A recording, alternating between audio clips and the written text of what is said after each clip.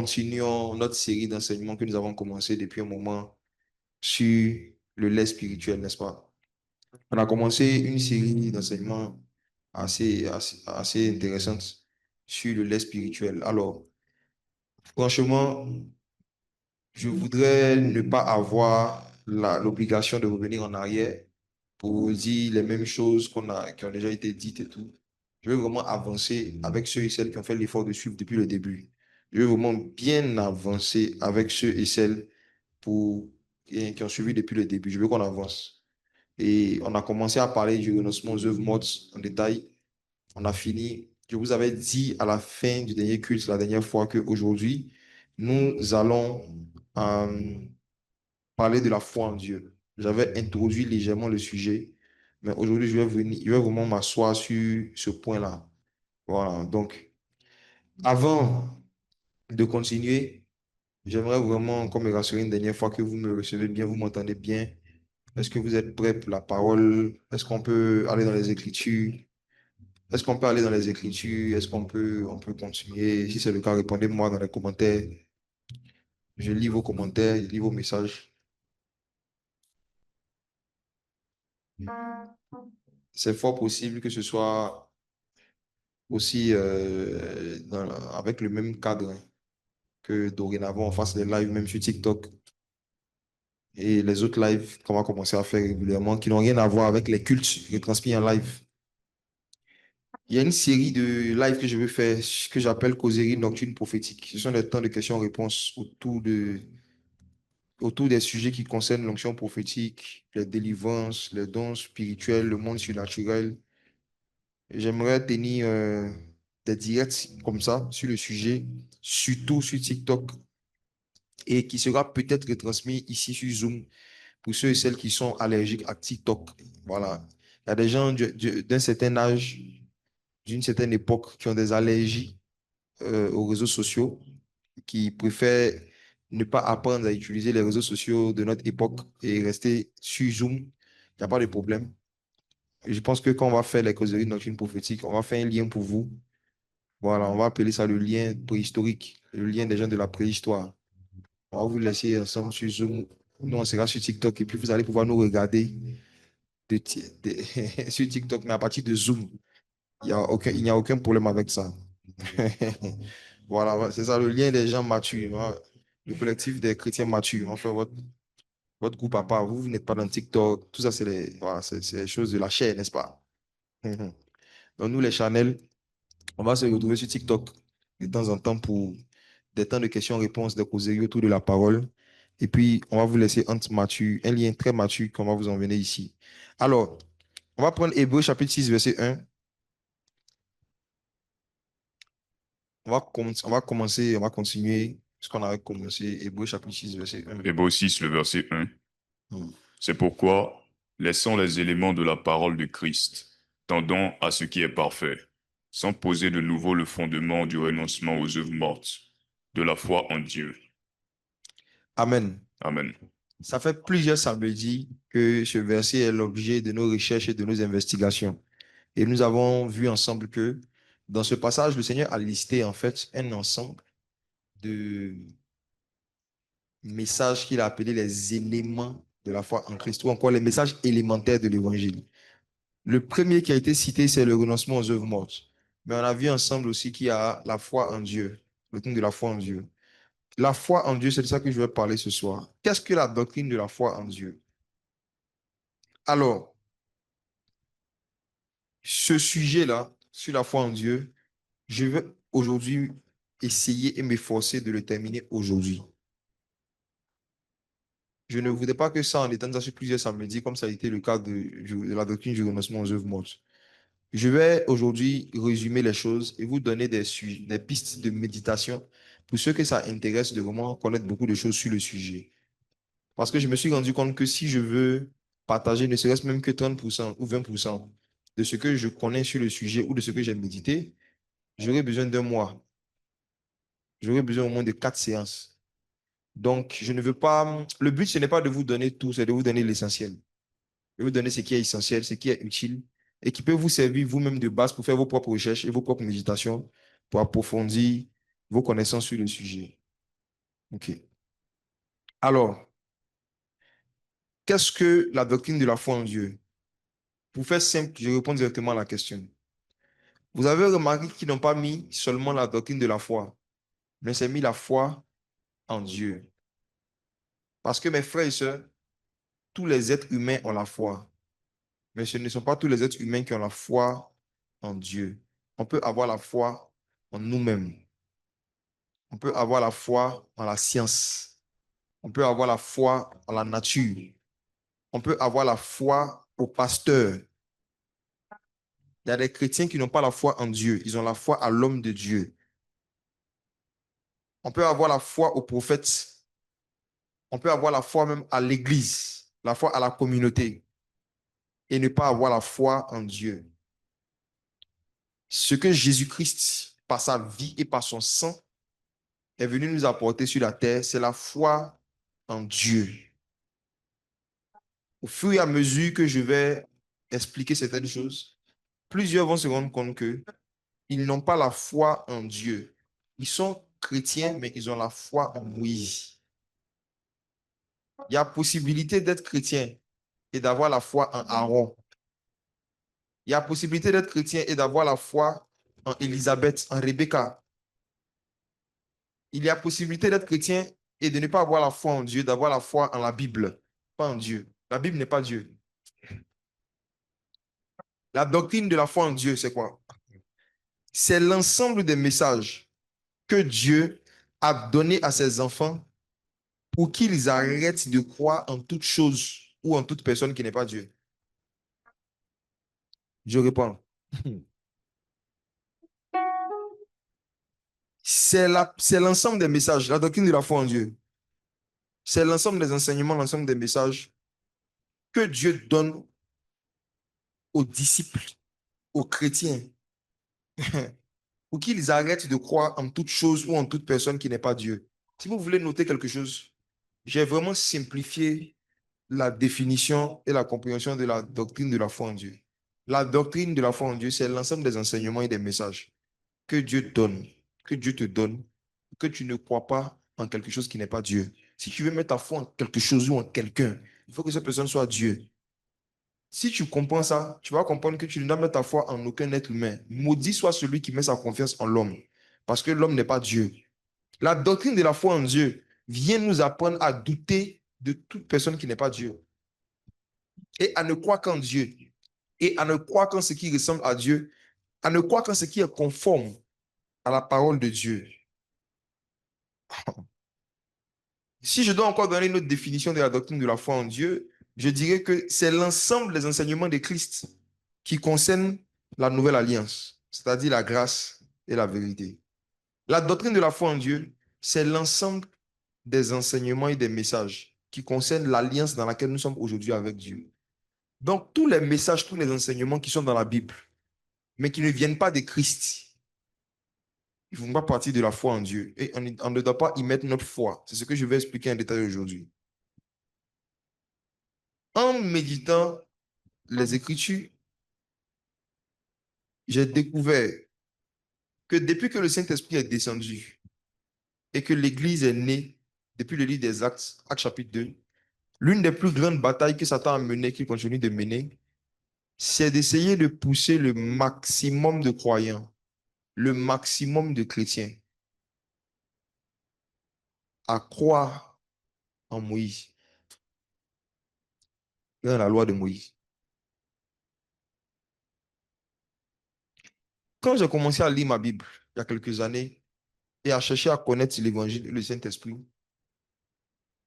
je me suis posé des questions sur beaucoup de pratiques dans nos églises évangéliques qu'on faisait, mais dont je ne retrouvais aucune trace dans le Nouveau Testament.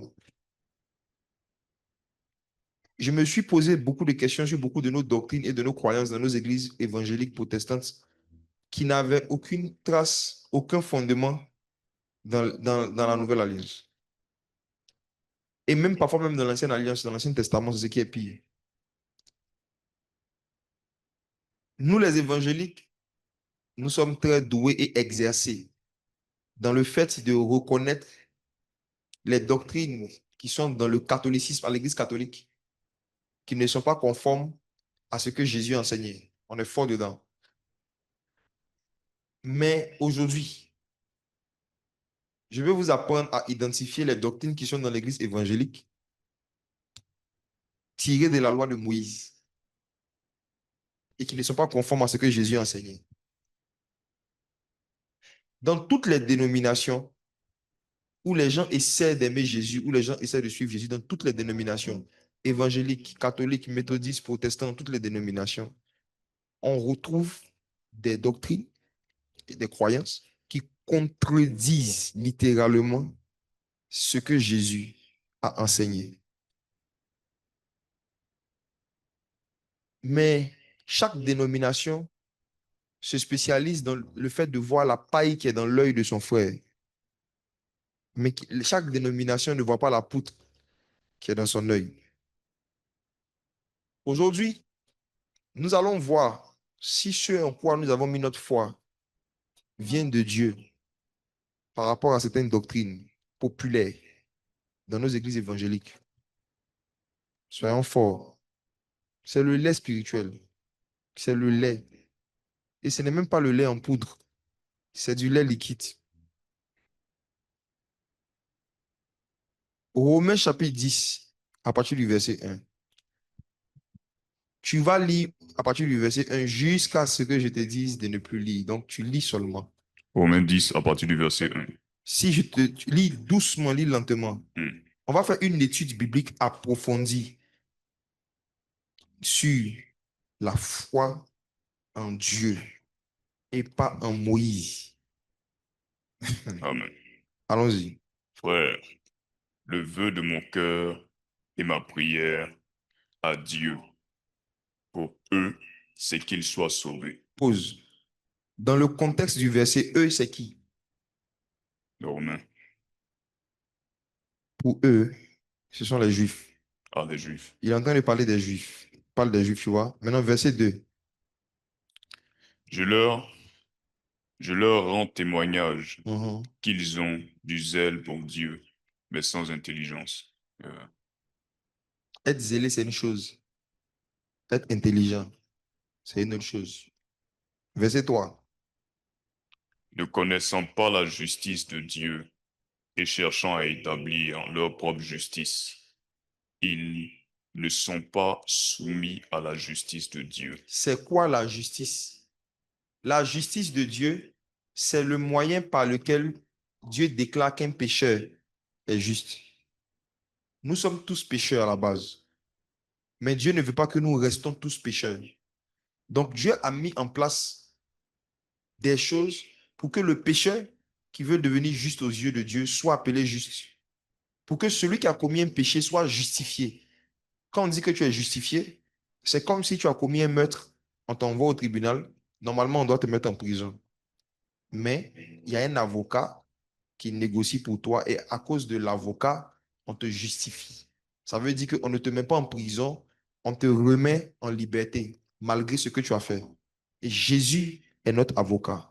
C'est par son sang que nous sommes justifiés. Ça veut dire que les péchés qu'on a commis et les péchés qui nous arrivent de commettre, c'est à travers le sang de Jésus et à cause du sang de Jésus que Dieu ne nous donne pas la condamnation ou les châtiments que méritent nos actes. C'est ça qui est la justice de Dieu. Donc la justice de Dieu, c'est le moyen par lequel Dieu justifie le pécheur. C'est le moyen par lequel Dieu permet à un pécheur d'obtenir le pardon de ses péchés et de pouvoir être agréable à Dieu et de pouvoir être admis dans la présence de Dieu. Et l'apôtre Paul dit dans Romains chapitre 10 que les Juifs, ne connaissant pas la justice de Dieu, ça veut dire qu'ils ne connaissaient pas la méthode actuelle, la méthode actuelle, la méthode actuelle que Dieu a établie pour qu'un pécheur soit appelé juste. Qu'est-ce qu'ils ont fait? Ils ont établi leur propre justice. Ça veut dire qu'ils ont mis en place leur propre doctrine, leur propre méthode pour obtenir le pardon des péchés. C'est ce que les Juifs avaient fait au temps de Paul. Et c'est dans ça qu'on est aujourd'hui encore. Ne connaissant pas la justice de Dieu, beaucoup d'églises évangéliques et protestantes ont établi leur propre justice. Beaucoup de dénominations chrétiennes ont établi leur propre justice. La façon dont un pécheur doit être justifié, ou la façon dont quelqu'un qui commet une erreur doit être considéré de nouveau comme un frère ou comme une sœur. Est-ce que vous connaissez la justice de Dieu? En fait, non. Je me rends compte que tous ceux qui ne prennent pas Tous ceux qui se précipitent à aller ouvrir des églises, ou bien commencer à prêcher à des âmes, sans avoir pris le temps au préalable d'étudier la justice de Dieu, ils mettent toujours leur propre justice en place. Tous ceux qui ne connaissent pas dans la nouvelle alliance et dans la grâce, l'œuvre du sang de Jésus, l'œuvre de la croix, la justification, la propitiation, l'expiation, le sacrifice de Jésus, tous ceux qui ne prennent pas le temps de pouvoir lire et étudier ce que Jésus a fait pour nous à Golgotha, finissent toujours par pousser des personnes à faire des sacrifices qui n'ont rien à voir avec le sacrifice de Jésus, pour pouvoir être justes aux yeux de Dieu. Et beaucoup parmi vous, au fur et à mesure que vous allez écouter, vous allez vous rendre compte que vous êtes dans une vie chrétienne où vous avez établi votre propre justice. Ça veut dire que vous avez établi vos règles de la façon dont vous devez vous rendre agréable à Dieu. Pour vous, ce qui va vous rendre agréable à Dieu, c'est un certain nombre d'heures de prière. Ce qui va vous rendre agréable à Dieu, c'est le fait de respecter certains jours de jeûne. Ce qui va vous rendre agréable à Dieu, c'est le fait de faire certaines œuvres caritatives, le fait de faire certaines activités religieuses.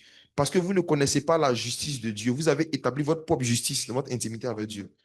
Or, sans la foi, il est impossible d'être agréable à Dieu. Ce qui rend agréable à Dieu, c'est la foi. C'est tellement simple d'être agréable à Dieu que l'homme incrédule préfère mettre en place des méthodes complexes parce que croire est trop facile. L'homme veut faire forcément quelque chose pour mériter la justice de Dieu. Donc, quand on lui dit croire seulement, l'homme dit non, je vais croire, mais je dois aussi faire des offrandes sacrificielles pour le rachat de mes péchés. Je vais croire, mais je dois jeûner 40 jours. Et que tu deviennes désagréable à Dieu. Ne connaissant pas la justice de Dieu, tu établis toujours ta propre justice. Allons-y. Verset 4.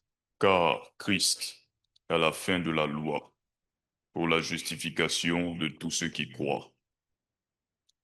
Car Christ est la fin de la loi pour justifier tous ceux qui croient.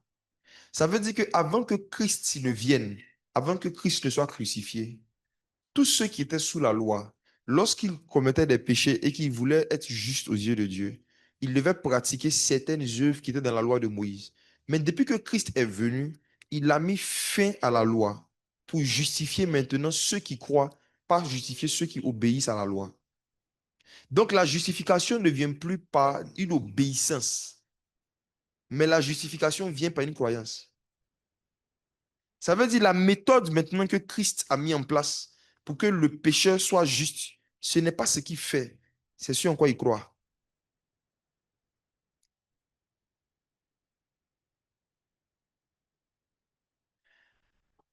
Christ n'est pas la prolongation de la loi. Christ n'est pas la duplication de la loi. Christ est la fin de la loi. Maintenant, pourquoi quelque chose qui est fini, nous partons reprendre pour essayer de ramener ça encore à notre époque? Parce qu'on ne connaît pas la justice de Dieu. Et on a établi celle de Moïse dans certains domaines. Christ est la fin de la loi. On va mieux comprendre cette phrase aujourd'hui. Verset 5. En effet, Moïse définit ainsi la justice qui vient de la loi. L'homme qui mettra ces choses en pratique vivra par elles. Pause. La justice qui vient de la loi, ça veut dire que sous la loi de Moïse, si tu veux être juste aux yeux de Dieu, ça dépend de ce que tu pratiques. Il y avait des choses qu'il fallait pratiquer. Et c'est quand tu pratiquais ces choses que tu t'es déclaré juste.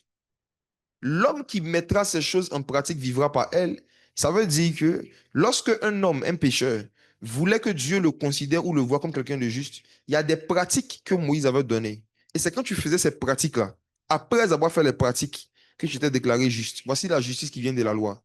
On dit, fais ça, jeûne 3 fois par semaine, paye ta dîme, fais ci, fais ça. Si tu arrives à faire tout, tu es juste. Mais vous savez le piège dans lequel Dieu les a mis? Il n'y a personne qui arrivait à obéir à toutes les lois. C'est pour ça qu'il n'y avait personne qui, dans le fond, était juste. Et Paul le dit dans un autre passage. Il dit, il n'y a personne qui soit juste, même pas un seul. Parce qu'il n'y a personne qui a réussi à pratiquer les plus de 613 lois que Dieu avait données par Moïse. Quand on va avancer, je vais mieux faire comprendre que Dieu avait donné la loi, pas pour que l'homme la pratique, mais pour que l'homme se rende compte qu'il ne peut pas pratiquer la loi. Le but de la loi de Moïse, c'était de pousser l'homme à réaliser qu'il a besoin de la grâce. Le but de la loi, ce n'était pas d'accomplir, de pratiquer tout. C'était de se rendre compte qu'il n'y a aucune pratique que toi, un être humain, tu peux faire qui va satisfaire le cœur de Dieu. Aucune. Le but de la loi, c'était de pousser l'homme à réaliser son incapacité à avoir une obéissance parfaite et irréprochable vis-à-vis du Créateur. C'était le but de la loi. Continuons. Romains chapitre 10, verset Verset 6. 6. Mais voici comment parle la justice qui vient de la foi. Ne dis pas en ton cœur qui montera au ciel. C'est en faire descendre Christ. Allons doucement. Hmm. Paul dit que la justice qui vient de la loi dit que pour pouvoir vivre, il faut pratiquer les éléments de la loi. Mais là, il y a une autre justice qui vient de quoi? De la foi. Ça veut dire que Dieu a mis en place un moyen par lequel le pécheur peut être déclaré juste. Ça vient de ce qu'il croit. Il n'a pas besoin de pratiquer quelque chose d'abord. Ça vient d'abord de ce en quoi il croit. Et regardez comment la justice qui vient de la foi parle. Quand tu as la justice qui vient de la foi, tu ne dois pas dire en ton cœur qui montera au ciel. Hmm. Première chose,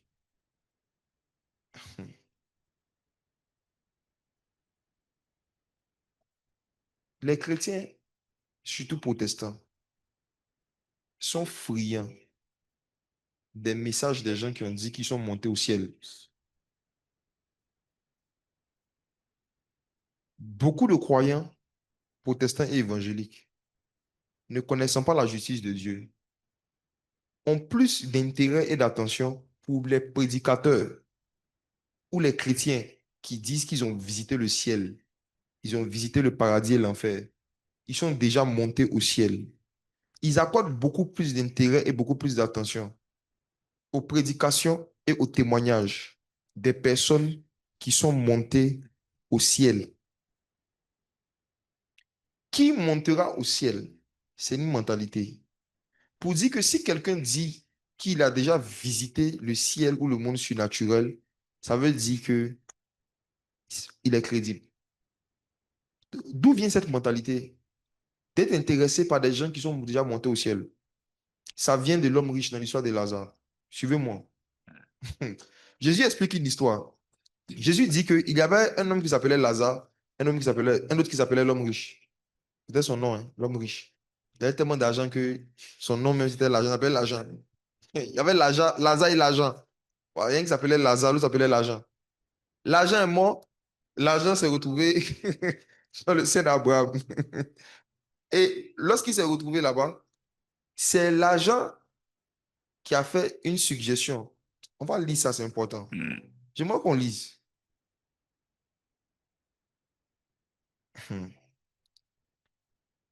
Regardez dans Luc, chapitre 15.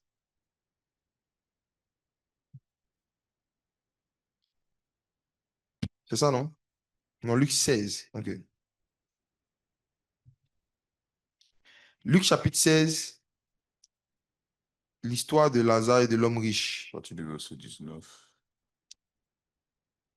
Regardez le verset 27. Verset 27. Le riche dit, je te prie donc, Père Abraham, d'envoyer Lazare dans la maison de mon père, car j'ai 5 frères. C'est pour qu'il leur atteste ces choses, afin qu'ils ne viennent pas aussi dans ce lieu de tourment. Regardez ce qu'il a proposé à Abraham. C'est l'homme riche qui a proposé à Abraham de prendre quelqu'un qui est monté au ciel, de le faire descendre sur la terre pour qu'il évangélise ceux qui sont sur la terre. Hmm. Qui montera au ciel? C'est lui qui a dit, Lazare est mort, c'est vrai, mais Père Abraham, s'il te plaît, envoie Lazare. Ça veut dire, il faut ressusciter le corps de Lazare, que Lazare parte sur la terre et qu'il aille dans la maison de mon père pour parler à mes 5 frères pour qu'ils changent de vie, afin qu'ils ne viennent pas dans ce lieu de tourment. Pourquoi il dit, il veut que Lazare aille dire à ses frères, il dit, aille attester à ses frères que l'enfer existe. Ça veut dire qu'il ne croit pas à l'enfer. Ces gens ne marchaient pas dans la doctrine de la foi en Dieu. Et comment tu le sais? C'est qu'ils ne croient pas à l'enfer. Celui qui ne croit pas à l'enfer ne croit pas en Dieu. Qui montera au ciel? c'est en fait descendre Christ.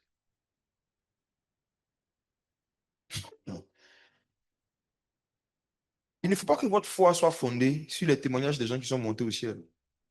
Il ne faut pas que votre foi soit fondée sur les témoignages des gens qui ont visité le paradis et l'enfer. Abraham a dit, dans l'ancienne alliance, voici ce sur quoi la foi de ces gens devait être basée. Il ne devait pas attendre un témoignage de quelqu'un qui est monté au ciel et qui est descendu du ciel pour leur parler. Regardez le verset 29. Abraham répondit, ils ont Moïse et les prophètes, qu'ils les écoutent, Ils ont Moïse et les prophètes. qu'ils les écoutent. Mais frère, écoutez-moi.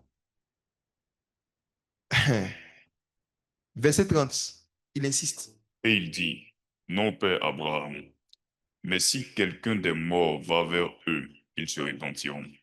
Tu vois, il insiste. Il dit en fait non. Il y a une génération là. Les prédicateurs qui sont vivants, qui leur disent ce que Dieu dit, là, ils ne les croient pas. Il veut que quelqu'un monte au ciel, ressuscite des morts avant qu'il se répente. Qui montera au ciel? Qui va mourir et qui va revenir sur la terre pour nous attester que ce qu'on nous raconte est vrai? Verset 31. Abraham aussi insiste. Et Abraham lui dit, s'ils n'écoutent pas Moïse et les prophètes, ils ne se laisseront pas persuader quand même quelqu'un des morts ressusciterait. Abraham dit, s'il n'écoute pas les prédicateurs qui étaient vivants, ils ne se laisseront pas persuader quand même quelqu'un des morts ressusciterait. Qui montera au ciel? C'est en fait descendre Christ. Ne dis pas en ton cœur qu'il faut que quelqu'un revienne des morts pour t'expliquer ou bien pour te confirmer que tout ce qu'on te raconte est vrai. L'au-delà existe. Le paradis existe. L'enfer existe. Et la foi en Dieu commence par la foi en l'au-delà, en le fait qu'il y a une vie après la mort. Tous ceux et celles qui nient la réalité de la vie après la mort ne s'intéressent pas à Dieu et ne s'intéressent pas à connaître les lois de Dieu, les commandements de Dieu pour essayer de marcher selon ça. On se met sur le chemin de l'enfer, pas en niant que Jésus est Seigneur, mais en niant que l'enfer existe. Et notre croyance au paradis et à l'enfer se voit dans le style de vie qu'on adopte, dans les choix qu'on fait. Retournons dans Romains chapitre 10. Verset 7. Oui, il a fini de dire, ne dis pas en ton cœur qui montera au ciel au verset 6. Maintenant le verset 7. Verset 7. Ou qui descendra dans l'abîme, sans faire remonter Christ d'entre les morts. C'est la même chose en fait. La personne qui est descendue du ciel, qui est morte, qui est ressuscitée et qui nous a attesté que tout ce qu'on dit sur le ciel est vrai, c'est Christ. Il faut qu'on s'arrête là. On n'a pas besoin d'un témoignage d'un homme ou d'une femme pour qu'on croie que ce que Christ a dit sur la Nouvelle Jérusalem, sur le paradis, sur l'enfer est réel. Christ est parti dans l'abîme. Il est sorti de l'abîme. Christ qui était du ciel, il est déjà descendu du ciel pour nous parler. Ne cherchez pas, quand vous voulez avoir la foi en Dieu, à écouter encore le témoignage de quelqu'un pour que vous basez votre foi sur cette personne. Si quelqu'un a eu la grâce d'aller au ciel et de revenir, comme l'apôtre Paul, comme d'autres personnes, gloire à Dieu. Mais notre foi ne sera pas basée sur ce que lui, il dit qu'il a vu au ciel. Parce que si vous écoutez les témoignages des gens qui disent qu'ils ont visité le paradis et l'enfer, ils racontent toujours des choses différentes. Écoutez-les bien. C'est les mamans qui aiment écouter les témoignages comme ça, les femmes là. Elles aiment les témoignages comme ça. On dit non, il y a une femme qui allait en enfer. Elle a vu que Mèche est péché, que tous ceux qui avaient porté Mèche sont allés en enfer. Non, il y a une mémé qui est partie, qui a visité l'enfer. Elle a vu que toutes les femmes qui portaient pantalon étaient dans les temps de feu. Vous allez voir que si vous écoutez les témoignages de ceux qui disent qu'ils sont montés au ciel et qui sont descendus du ciel, si vous écoutez les témoignages, ils racontent des choses contradictoires. Ils racontent des choses différentes, contradictoires, et parfois même ils racontent des choses qui sont contraires aux Saintes Écritures. Vous allez voir les témoignages circuler de gens qui disent qu'ils ont vu des femmes en enfer parce que ces femmes avaient porté des pantalons ou des mèches. Il y a beaucoup de chrétiennes qui ont décidé de ne plus se mècher sur la base d'un témoignage de quelqu'un qui est monté au ciel. Qui montera au ciel pour nous dire si mèche est bon ou pas? Qui montera au ciel? Qui montera au ciel pour nous dire si on peut porter les pantalons ou pas? Qui montera au ciel? La foi des gens peut être détournée de Christ à travers des témoignages des gens qui sont montés au ciel. Et c'est une technique de Satan, c'est une ruse de Satan pour éloigner les gens de leur Bible et pour se conformer à ce qu'ils peuvent voir dans les Écritures qui montera au ciel. Lisons Romains chapitre 10, verset Monsieur, 8. que dit-elle donc? La parole est près de toi, dans ta bouche et dans ton cœur. Or, c'est la parole de la foi que nous prêchons. Regarde, la parole est près de toi. Il n'a pas dit la Bible. La Bible s'éloigne de nous quand nous partons dormir. La Bible s'éloigne de nous lorsque nous sommes dans une pièce et que le livre est dans une autre pièce. Mais s'il y a quelque chose qui est près de toi et qui ne s'éloigne jamais de toi, c'est la parole. Au commencement était la parole. La parole était avec Dieu et la parole était Dieu. La parole, ce n'est pas un livre, c'est une personne.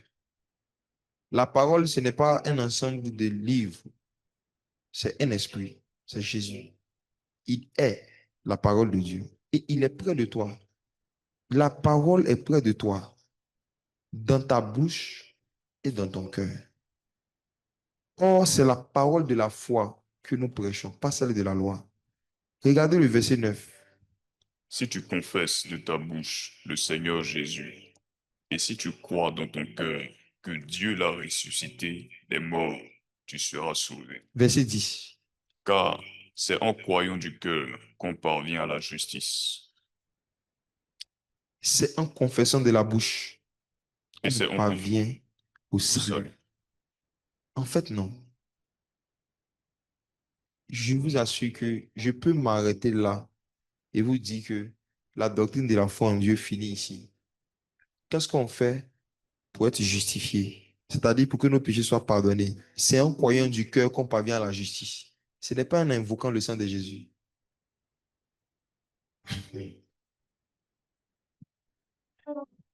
Comment est-ce qu'on parvient à la justice? Parvenir à la justice, ça veut dire que Dieu nous pardonne nos péchés et nous voit comme des justes. Qu'est-ce qu'on fait pour que Dieu nous voit comme des justes, pour que Dieu efface nos péchés? En croyant du cœur, c'est tout. En fait, Jésus a tellement simplifié la façon dont le pécheur devient juste que les Juifs ont refusé le salut. Des gens qui étaient habitués à tuer des moutons, des bœufs, des oiseaux, à faire des jeûnes, des cérémonies d'expiation compliquées, prendre le sang de l'animal, mettre sur le lobe droit de l'oreille, mettre sur le pied. Ils devaient faire tout ça pour obtenir le pardon de leurs péchés.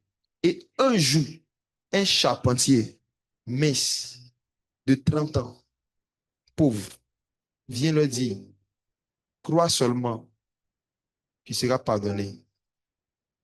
Regarde, c'est un imposteur. Si vous n'avez pas l'arrière-plan juif de comment est-ce qu'on parvenait à la justice, de comment est-ce qu'on obtenait le pardon des péchés, vous n'allez pas comprendre la puissance de la grâce.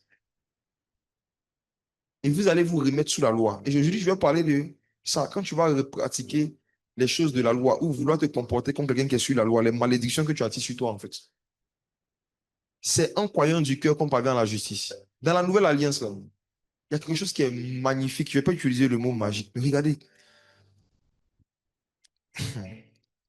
la Bible dit que sans effusion de sang, il n'y a pas de pardon des péchés.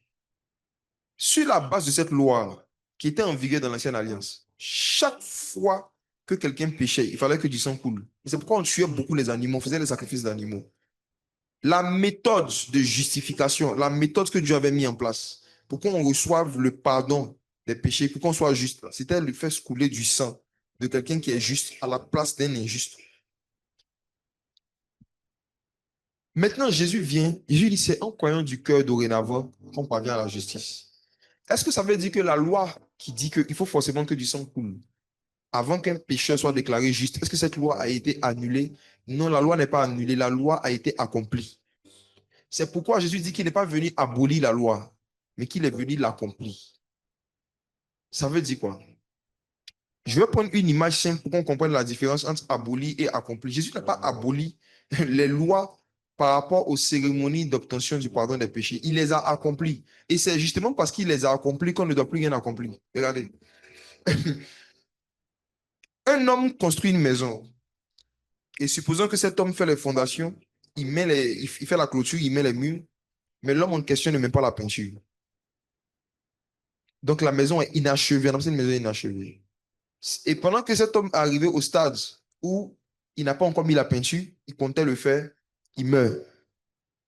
Et la maison reste, certes, avec des murs, avec des fondations, mais la maison inachevée. À sa mort, on demande est-ce qu'il y a quelqu'un qui a les moyens de terminer la maison? Personne ne se désigne. La maison donc reste inachevée. Des herbes viennent pousser là-dessus. Quand une maison inachevée reste pendant longtemps, sans qu'on continue de la construire, des serpents rentrent, des herbes, des mauvaises herbes poussent.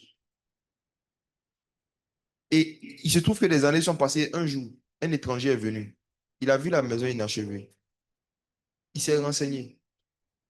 Il a demandé est-ce qu'il y a quelqu'un qui est en train de poursuivre le chantier. Il a vu qu'il n'y avait personne qui était en train de faire le chantier. Et l'homme en question a commencé à enlever les herbes. Et quand les habitants du quartier l'ont vu commencer à enlever les herbes, ils sont venus vers lui. Je vous raconte une histoire pour vous expliquer ce que les Juifs ont fait à Jésus. Dieu m'a inspiré cette histoire pour faciliter la compréhension de la différence entre accomplir la loi et abolir. Quand ils ont vu l'homme en train d'enlever les herbes sur le chantier inachevé, dans la maison inachevée, les habitants du quartier sont venus vers lui et ils lui ont demandé d'arrêter. L'homme a arrêté. Mais le lendemain, il est venu avec des caterpillars. Il est venu avec des caterpillars et il a commencé à casser les clôtures. Tout le quartier s'est mis en colère et ils sont venus encore vers lui pour dire pourquoi est-ce qu'il est en train de détruire la maison inachevée. Et l'homme leur a dit, il n'est pas venu détruire la maison. Au contraire, il est venu l'achever. Mais il se trouve que comme la maison est restée pendant un certain nombre d'années sans être touchée ni habitée, il faut remettre des choses à niveau. Donc, il faut casser ce qui avait été fait pour reconstruire sur le même fondement. Quelque chose de plus beau, enlever les serpents, enlever les bêtes sauvages, enlever les mauvaises herbes qui sont rentrées et achever le rêve de ce monsieur qui voulait que sa maison soit achevée. Donc, il leur a dit qu'il n'est pas venu annuler la maison, il est venu la terminer. Même pour terminer, il faut casser. Ceux qui sont dans le domaine de la construction savent que les plus grandes constructions commencent d'abord par des grandes destructions. On casse, on casse beaucoup de choses avant de construire ce qui est meilleur. Lorsqu'on veut bonifier, lorsqu'on veut embellir, il faut d'abord casser ce qui était là. Cette maison inachevée, c'est la loi de Moïse.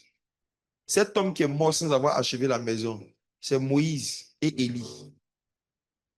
Pourquoi est-ce que c'est Moïse et Élie qui ont apparu à Jésus à quelques heures de sa mort à Golgotha? Parce que c'était les deux prophètes majeurs de l'ancienne alliance qui n'ont pas achevé leur mission. Moïse a eu un ministère inachevé. Élie a eu un ministère inachevé. Moïse n'est pas rentré à Canaan parce qu'il avait cédé à la colère, à la provocation et à l'oppression du peuple. Sa mission était de conduire les enfants d'Israël à Canaan. Mais Moïse est mort avant de rentrer à Canaan. La maison est restée inachevée. Après, Dieu a envoyé Élie. Élie aussi est venu. Et à cause d'une forme d'arrogance qu'il avait manifestée, qui a fait qu'il n'avait pas gardé des relations avec les pères, quand Jézabel a commencé à le menacer, Élie a fait une dépression. Il a fui. Il a abandonné sa mission. Et il a dit à Dieu, Seigneur, prends mon âme, car je ne suis pas meilleur que mes pères. Et Élie aussi n'a pas terminé sa mission. Et vous allez voir que ce sont les deux prophètes de l'ancienne alliance dont le corps n'a pas été retrouvé. Ce sont les deux prophètes dont le corps n'a pas été retrouvé. Parce que ce sont les deux prophètes qui ont des missions inachevées. Ils ont laissé la loi dans un état inachevé.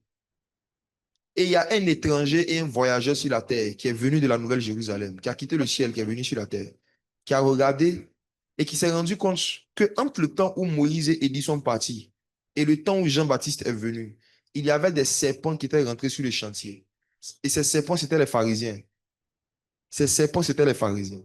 C'est la raison pour laquelle, quand Jean-Baptiste prêchait et qu'il voyait venir à lui les pharisiens, il disait race de vipères. Le chantier de la loi avait été infesté de vipères, de serpents et de mauvaises herbes. Les mauvaises herbes, ça représente les traditions humaines que les pharisiens ont ajoutées. Donc, quand les brebis du Seigneur venaient brouter l'herbe de la parole, ils trouvaient la loi de Moïse plus la loi des pharisiens. Il y avait un mélange d'herbes, il y avait un mélange de paroles. Et Jésus leur a dit dans Marc chapitre 7, que nous avons vu précédemment, vous avez annulé le commandement de Dieu au profit de vos traditions. Donc, les mauvaises herbes représentent les traditions des hommes qu'ils ont ajoutées au commandement de Dieu. Et les serpents qui sont venus sur le chantier représentent les pharisiens et tous les autres groupes religieux qui se sont créés. Donc, quand Jésus est venu, il devait casser et détruire tout ce que les pharisiens ont construit. Voici pourquoi il prêchait contre eux. Et il leur a dit, je ne suis pas venu abolir la loi, je suis venu l'accomplir. Je ne suis pas venu vous dire qu'il n'y a plus de loi. Je suis venu vous expliquer pourquoi il y avait une loi. Je suis venu révéler le but de la loi.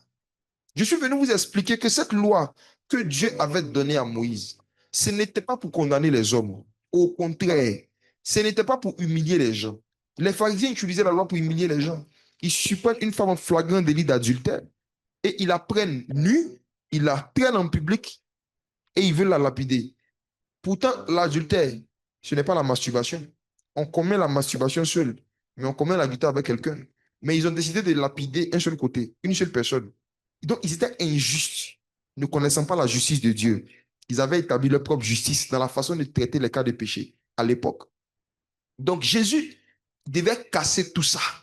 Il devait casser ce chantier pour construire et achever ce qui était dans le plan initial de Dieu. Faire comprendre à l'homme qu'il a besoin d'un sauveur, qu'il a besoin de la grâce et qu'il n'y a aucune de ses œuvres, aucun de ses efforts qu'il peut faire pour être agréable à Dieu. C'est en croyant seulement que l'homme va parvenir à la justice. Ce n'est pas en jeûnant, ce n'est pas en semant, ce n'est pas en évangélisant, ce n'est pas en veillant qu'on devient juste. C'est en croyant du cœur qu'on parvient à la justice. Voici l'évangile. L'évangile est tellement simple que c'est difficile à croire. L'évangile est tellement facile. Être sauvé, là, c'est tellement facile. C'est tellement facile d'être sauvé, d'être agréable à Dieu, que le pécheur a l'impression que c'est un piège. Donc, en fait, c'est comme si, quand on ne fait pas attention, si on ne fait pas attention, on va prendre l'évangile simple et trouver que l'évangile est trop simple. Et on va ajouter à l'évangile un peu de perruque, un peu de maquillage, un peu de talons.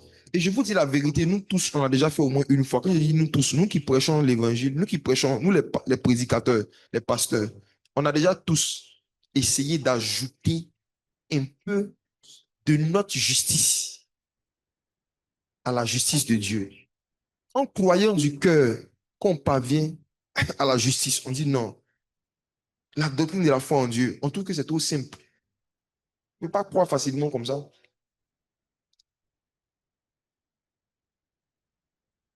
C'est en croyant du cœur qu'on parvient à la justice. Romains 10, verset 10. C'est en confessant de la bouche qu'on parvient au salut. C'est de l'abondance du cœur que la bouche parle. La bouche n'est que le haut-parleur du cœur. La bouche est censée être le haut-parleur du cœur. La bouche est censée faire entendre en audio ce que le cœur a dit. C'est tout. La bouche, c'est de WhatsApp au cœur. C'est par la bouche que le cœur se fait entendre. C'est comme si le cœur utilise la bouche pour faire des notes vocales. Donc, ce que tu crois dans ton cœur, ce que tu crois dans ton cœur, c'est ce que tu dois confesser de ta bouche. Et tu dois confesser quoi? Que Christ, verset 9 maintenant, c'est magnifique. Romains 10, verset 9, regardez. Si tu confesses de ta bouche le Seigneur Jésus, et si tu crois dans ton cœur que Dieu l'a ressuscité des morts, tu seras sauvé. C'est fini, hein? Les gars, c'est fini. Est-ce que toi, tu fais juste ça pour rester sauvé, pour être sauvé? Tu crois dans ton cœur.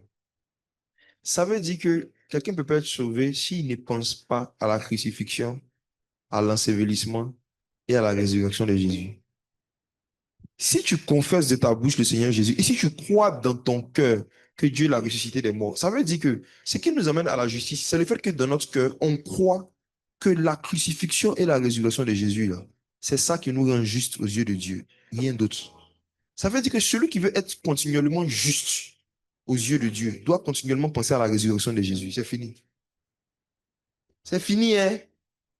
Je dis que tout ce que vous allez ajouter là, c'est votre propre justice. Et mes frères, on a fait ça, j'ai fait ça. Moi, je suis en train de reméditer l'évangile, je me rends compte qu'on a compliqué trop de choses. Moi-même, j'ai compliqué trop de choses. C'est un croyant du cœur qu'on parvient à la justice. Maintenant, le cœur doit croire en quoi? Le cœur doit croire que Dieu a ressuscité Christ d'entre les morts. C'est fini. On est sauvé. Voici le palabre de Jésus avec les pharisiens. Ils disent quoi? Ils disent, OK, quand on finit de croire en ta résurrection, on fait comment? Et les moutons, oignons, tomates, huile, sel, chapelet, bougie, hein, uniforme. On ne peut pas assaisonner un peu. En fait, l'agneau de Dieu est une viande que les croyants modernes ne veulent plus manger crue. Ils veulent ajouter de l'huile, de l'eau, du sel, de l'encens, des statues, des chapelets, des t-shirts avec photo des papas dessus. C'est-à-dire que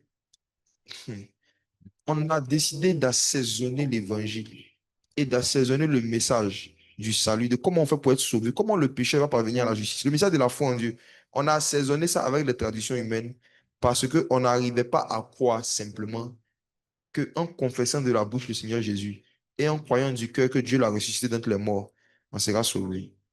Mes frères, vous allez le constater, je vais recommencer à prêcher l'évangile comme le prêchaient les apôtres dans le livre des Actes. C'était ce qu'ils disaient aux gens. L'évangile était simple, facile à comprendre et à appliquer. C'est pourquoi il y avait des milliers de conversions avant. Nous, les tickets d'entrée au paradis qu'on a édités et qu'on donne aux gens, là, les gens ne peuvent pas utiliser. Je vous ramène juste dans Actes chapitre 8. On va revenir dans Romains 10. On est en train de faire une étude de Romains 10. Regardez dans Actes chapitre 8. La rencontre entre Philippe et le l'eunuque éthiopien.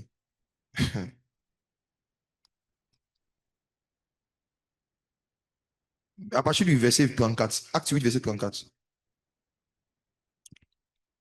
L'eunuque dit à Philippe, je te prie, de qui le prophète parle-t-il ainsi? Mhm. Est-ce de lui-même ou de quelqu'un d'autre? Oui. Alors Philippe, ouvrant la bouche et commençant par ce passage, lui annonça la bonne nouvelle de Jésus. Comme ils continuaient leur chemin, ils rencontrèrent de l'eau, et l'eunuque dit, voici de l'eau. Qu'est-ce qui empêche que je sois baptisé? Philippe dit, si tu crois de tout ton cœur, cela est possible. L'eunuque répondit, je crois que Jésus-Christ est le Fils de Dieu. C'est fini. Voici l'évangile, hein. Il vient de rencontrer un pécheur. On dit, il lui annonce la bonne nouvelle de Jésus en commençant par Ésaïe. Il prend un passage d'Ésaïe pour lui expliquer comment on fait pour être sauvé. C'est-à-dire comment on fait pour qu'après sa mort, on est sûr qu'on rentre au paradis. Quand Philippe finit de lui expliquer, il dit, bon, tu as dit que pour être sauvé, Jésus a dit, celui qui croit et qui sera baptisé sera sauvé. OK. Qu'est-ce qui empêche que je sois baptisé? Il y a deux conditions. Celui qui croit et qui sera baptisé sera sauvé. Qu'est-ce qui empêche que je sois baptisé? Et Philippe dit, si tu crois, c'est fini, on te baptise. Il dit, je crois que Jésus est le Fils de Dieu. C'est en croyant du cœur qu'on parvient à la justice. C'est ce que les premiers disciples, les premiers apôtres expliquaient aux gens. C'est fini. Est-ce que tu crois que la mort de Jésus sur la croix, son ensevelissement et sa résurrection, c'est pour toi qu'ils ont fait? Tu crois? C'est fini, tu es sauvé. Tu étais prostitué, tu étais drogué, tu étais homosexuel, tu étais menteur, tout ce que tu veux. Tu es sauvé, c'est fini. Tu es juste devant Dieu. C'est fini. Tu es juste. Tu es juste. Dès que tu crois, Dieu te regarde comme quelqu'un qui n'a jamais péché. Le jour où tu crois dans ton cœur que Dieu a ressuscité Christ entre les morts, tu es saint comme l'ange Gabriel dans le monde spirituel. Vous avez le même niveau de sainteté. Est-ce que vous croyez à ça? Il y a des croyants qui ne croient pas que le brigand sur la croix au paradis. Il dit, c'est trop facile.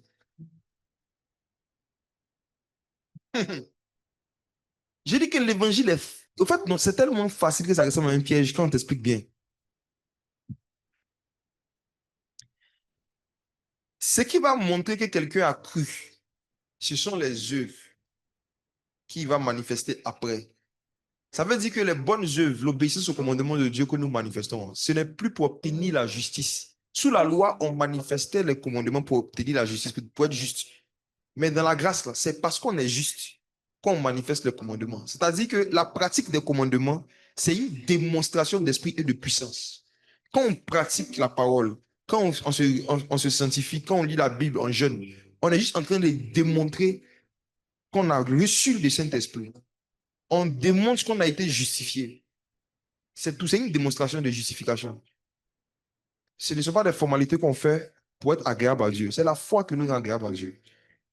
Maintenant, la foi sans les œuvres est morte.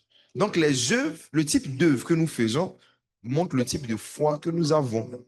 Les œuvres montrent la foi qu'on a, mais les œuvres ne nous donnent pas la foi. Mes frères, voici comment est-ce que les gens évangélisaient les païens aujourd'hui. Nous, on les fatigue aujourd'hui. On fatigue les gens. Moi-même, je dis que quand je le méditais, j'ai commencé à méditer sur les évangélisations du livre des Actes. Comment est-ce que dans le livre des Actes, les gens prêchaient l'évangile et emmenaient les gens au baptême? J'ai vu que j'avais beaucoup de problèmes. J'ai décidé de revenir à la... C'est pour ça que le lait spirituel, il faut aspirer au lait spirituel. Il faut aspirer à revenir sur des choses fondamentales, reméditer des choses élémentaires de la foi. Et voir si on est vraiment en train de comprendre ça comme on comprenait au début et en train de pratiquer ça comme on pratiquait au début et en train d'expliquer ça comme c'est expliqué simplement dans la parole. C'est en croyant du cœur qu'on parvient à la justice. Si tu crois dans ton cœur que Dieu a ressuscité Christ d'entre les morts, tu seras sauvé. Retournons dans Romains chapitre 10, verset 9. Romains 10, verset 9. Si tu confesses de ta bouche le Seigneur Jésus, et si tu crois dans ton cœur que Dieu l'a ressuscité des morts, tu seras sauvé. Continuons. Car c'est en croyant du cœur qu'on parvient à la justice, et c'est en confessant de la bouche qu'on parvient au salut. Allons-y. Selon ce que dit l'Écriture, quiconque croit en lui ne sera point confus. Il n'y a aucune différence, en effet, entre le juif et le grec, puisqu'ils ont tous un même Seigneur, qui est riche pour tous ceux qui l'invoquent. Car quiconque invoquera le nom du Seigneur sera sauvé. Alors, ce n'est pas l'invocation du sang du Seigneur qui nous sauve, c'est l'invocation de son nom. Il n'y a aucun verset dans le Nouveau Testament où quelqu'un a invoqué le sang de Jésus. Ça n'existe pas dans l'Ancien Testament ni dans le Nouveau Testament. Dans l'Ancien Testament, les gens n'invoquaient pas le sang des animaux. Ils utilisaient le sang des animaux. On invoque quelque chose qui est absent. Quand le sang était là, on n'invoquait pas le sang. On prenait le sang, on utilisait le sang. Dans le Nouveau Testament, vous n'allez voir aucun verset de quelqu'un qui dit j'invoque le sang de Jésus, j'invoque le sang de Jésus. Est-ce que le fait est mauvais? Non. Est-ce que le fait est un péché? Non. Celui qui dit j'invoque le sang de Jésus n'est pas en train de faire quelque chose de mal, mais il n'est pas en train de faire quelque chose de biblique. Quand tu dis j'invoque le sang de Jésus, tu auras des résultats. Tu peux avoir des manifestations. Pourquoi? Parce que le sang, c'est le nom. Le sang, c'est le nom. Et dans le nom de Jésus, son sang agit. Quand tu dis au nom de Jésus, ce qui se manifeste là, c'est la puissance de son sang. Mais tu n'es pas obligé de citer le sang. Tu dois citer le nom. Juste en citant le nom, le sang agit. Maintenant, regardez, je vais vous emmener plus loin. La Bible dit qu'il y a trois choses qui rendent témoignage. Est-ce que la régie peut afficher le verset? L'esprit, l'eau et le sang. Ces trois choses-là sont en Jésus. Quand tu cites le nom de Jésus, quand tu invoques le nom de Jésus, tu expérimentes l'esprit, l'eau et le sang. Mais quand tu invoques seulement le sang, tu es en train de dissocier un seul élément qui est en Jésus. Il y a trois choses qui rendent témoignage dans le ciel et trois qui rendent témoignage sur la terre. l'esprit, l'eau et le sang. Je crois que c'est 1 Jean chapitre 3. L'esprit, l'eau et le sang. Et ces trois ne font qu'un. Ces trois sont un, dit l'Écriture. Donc, dans le nom de Jésus, dans ce un là, il y a trois puissances. Quand il dit Jésus, il y a l'esprit de Jésus dedans. Il y a l'eau de la parole dedans. Il y a le sang de Jésus dedans. Quand tu dis Jésus. Donc, ne pense pas que parce que tu dis simplement Jésus, tu n'es pas en train d'invoquer la puissance qui est dans le sang. Hein. Quand tu dis Jésus, tu es en train de faire appel à la puissance qui est dans le sang. Quand tu dis Jésus, tu es en train de faire appel à la puissance qui est dans l'eau, qui est de la parole, qui est dans la parole. Quand tu dis Jésus, tu es en train de faire appel à la puissance de l'esprit. Donc, quand tu dis j'invoque le sang de Jésus, c'est pas mauvais. Tu peux continuer à invoquer, mais au moins tu es informé que quiconque invoquera le nom sera sauvé, pas le sang. Dans le nom, il y a l'esprit, l'eau et le sang. Donc, on nous a appris une prière à l'école du dimanche quand on se répand pour nos péchés. Quand tu finis de confesser tes péchés, tu dis, Seigneur, pardonne-moi mes péchés et tout. J'invoque le sang de Jésus. Que ton sang me purifie de toute iniquité. Est-ce que c'est mauvais? Ce n'est pas mauvais. C'est bon. Mais si on veut rester biblique, il n'y a aucun verset dans la Bible où quelqu'un a invoqué le sang. Mais il y a trop de versets où quelqu'un a invoqué le nom de Jésus. Quiconque invoquera le nom du Seigneur Jésus sera sauvé. Dans son nom, il y a son sang. Dans son nom, il y a l'esprit. Dans son nom, il y a son eau. L'esprit, l'eau et le sang. Trois choses. Mais les trois sont un. Dieu a résumé les trois. Le Père, le Fils et le Saint-Esprit. L'esprit, l'eau et le sang. L'âme de la chair est dans le sang. Et le sang de quelqu'un, c'est son âme. Maintenant, arrêtez d'invoquer le sang de Jésus sur des maisons, des voitures. Ce n'est pas la peinture. Le sang de Jésus n'est pas une peinture. Le sang de Jésus est un précieux objet de guérison, de délivrance et de propitiation.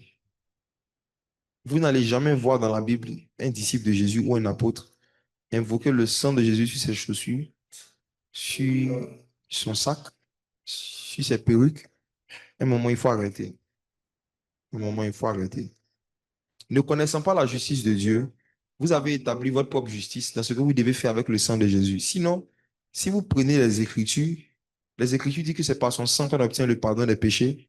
Donc, par son sang, nous sommes guéris. Par ses meurtrissures, nous sommes guéris. Donc, par son sang à la guérison, c'est fini. Le sang de Jésus n'est pas un liquide de protection. Un peu comme, j'ai oublié le nom là, pommade qu'on met contre le soleil là. Comment on appelle ça? Crème soleil. Il y en a qui prennent le sang de Jésus pour faire de la crème solaire spirituelle. Il faut arrêter ces choses. Ce sont des bêtises. Dû au manque de connaissances.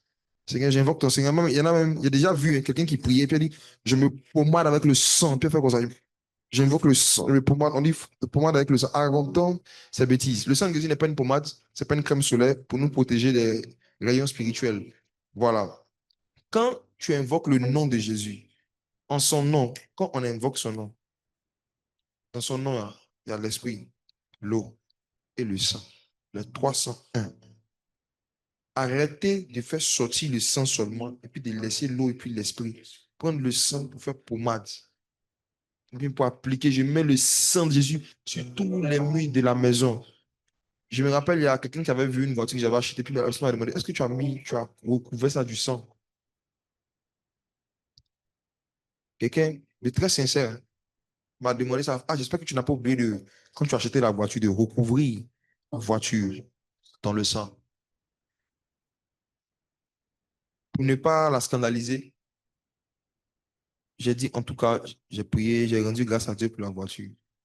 Si la personne qui m'a posé la question était Jésus et qu'elle s'était retrouvée dans une situation où il fallait multiplier les pains pour nourrir la foule, la personne allait invoquer le sang sur le pain.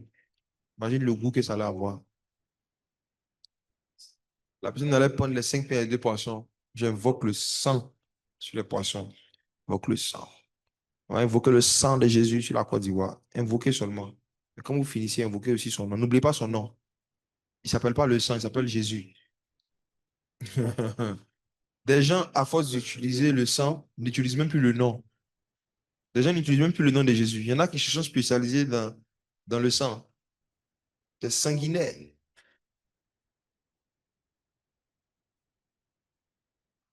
Quiconque invoquera le nom sera sauvé. Romains 10, verset 14.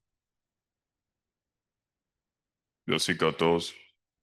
Comment donc invoqueront-ils celui en qui ils n'ont pas cru?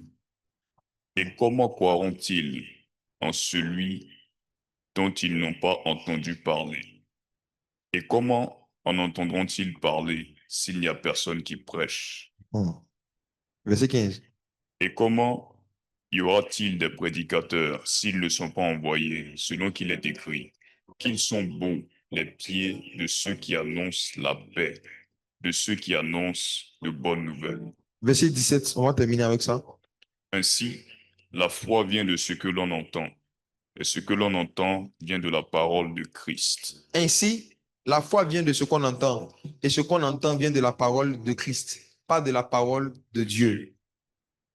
La foi, la doctrine de la foi en Dieu, c'est le fait de croire en la parole de Christ. Ça veut dire tout ce que Christ a enseigné.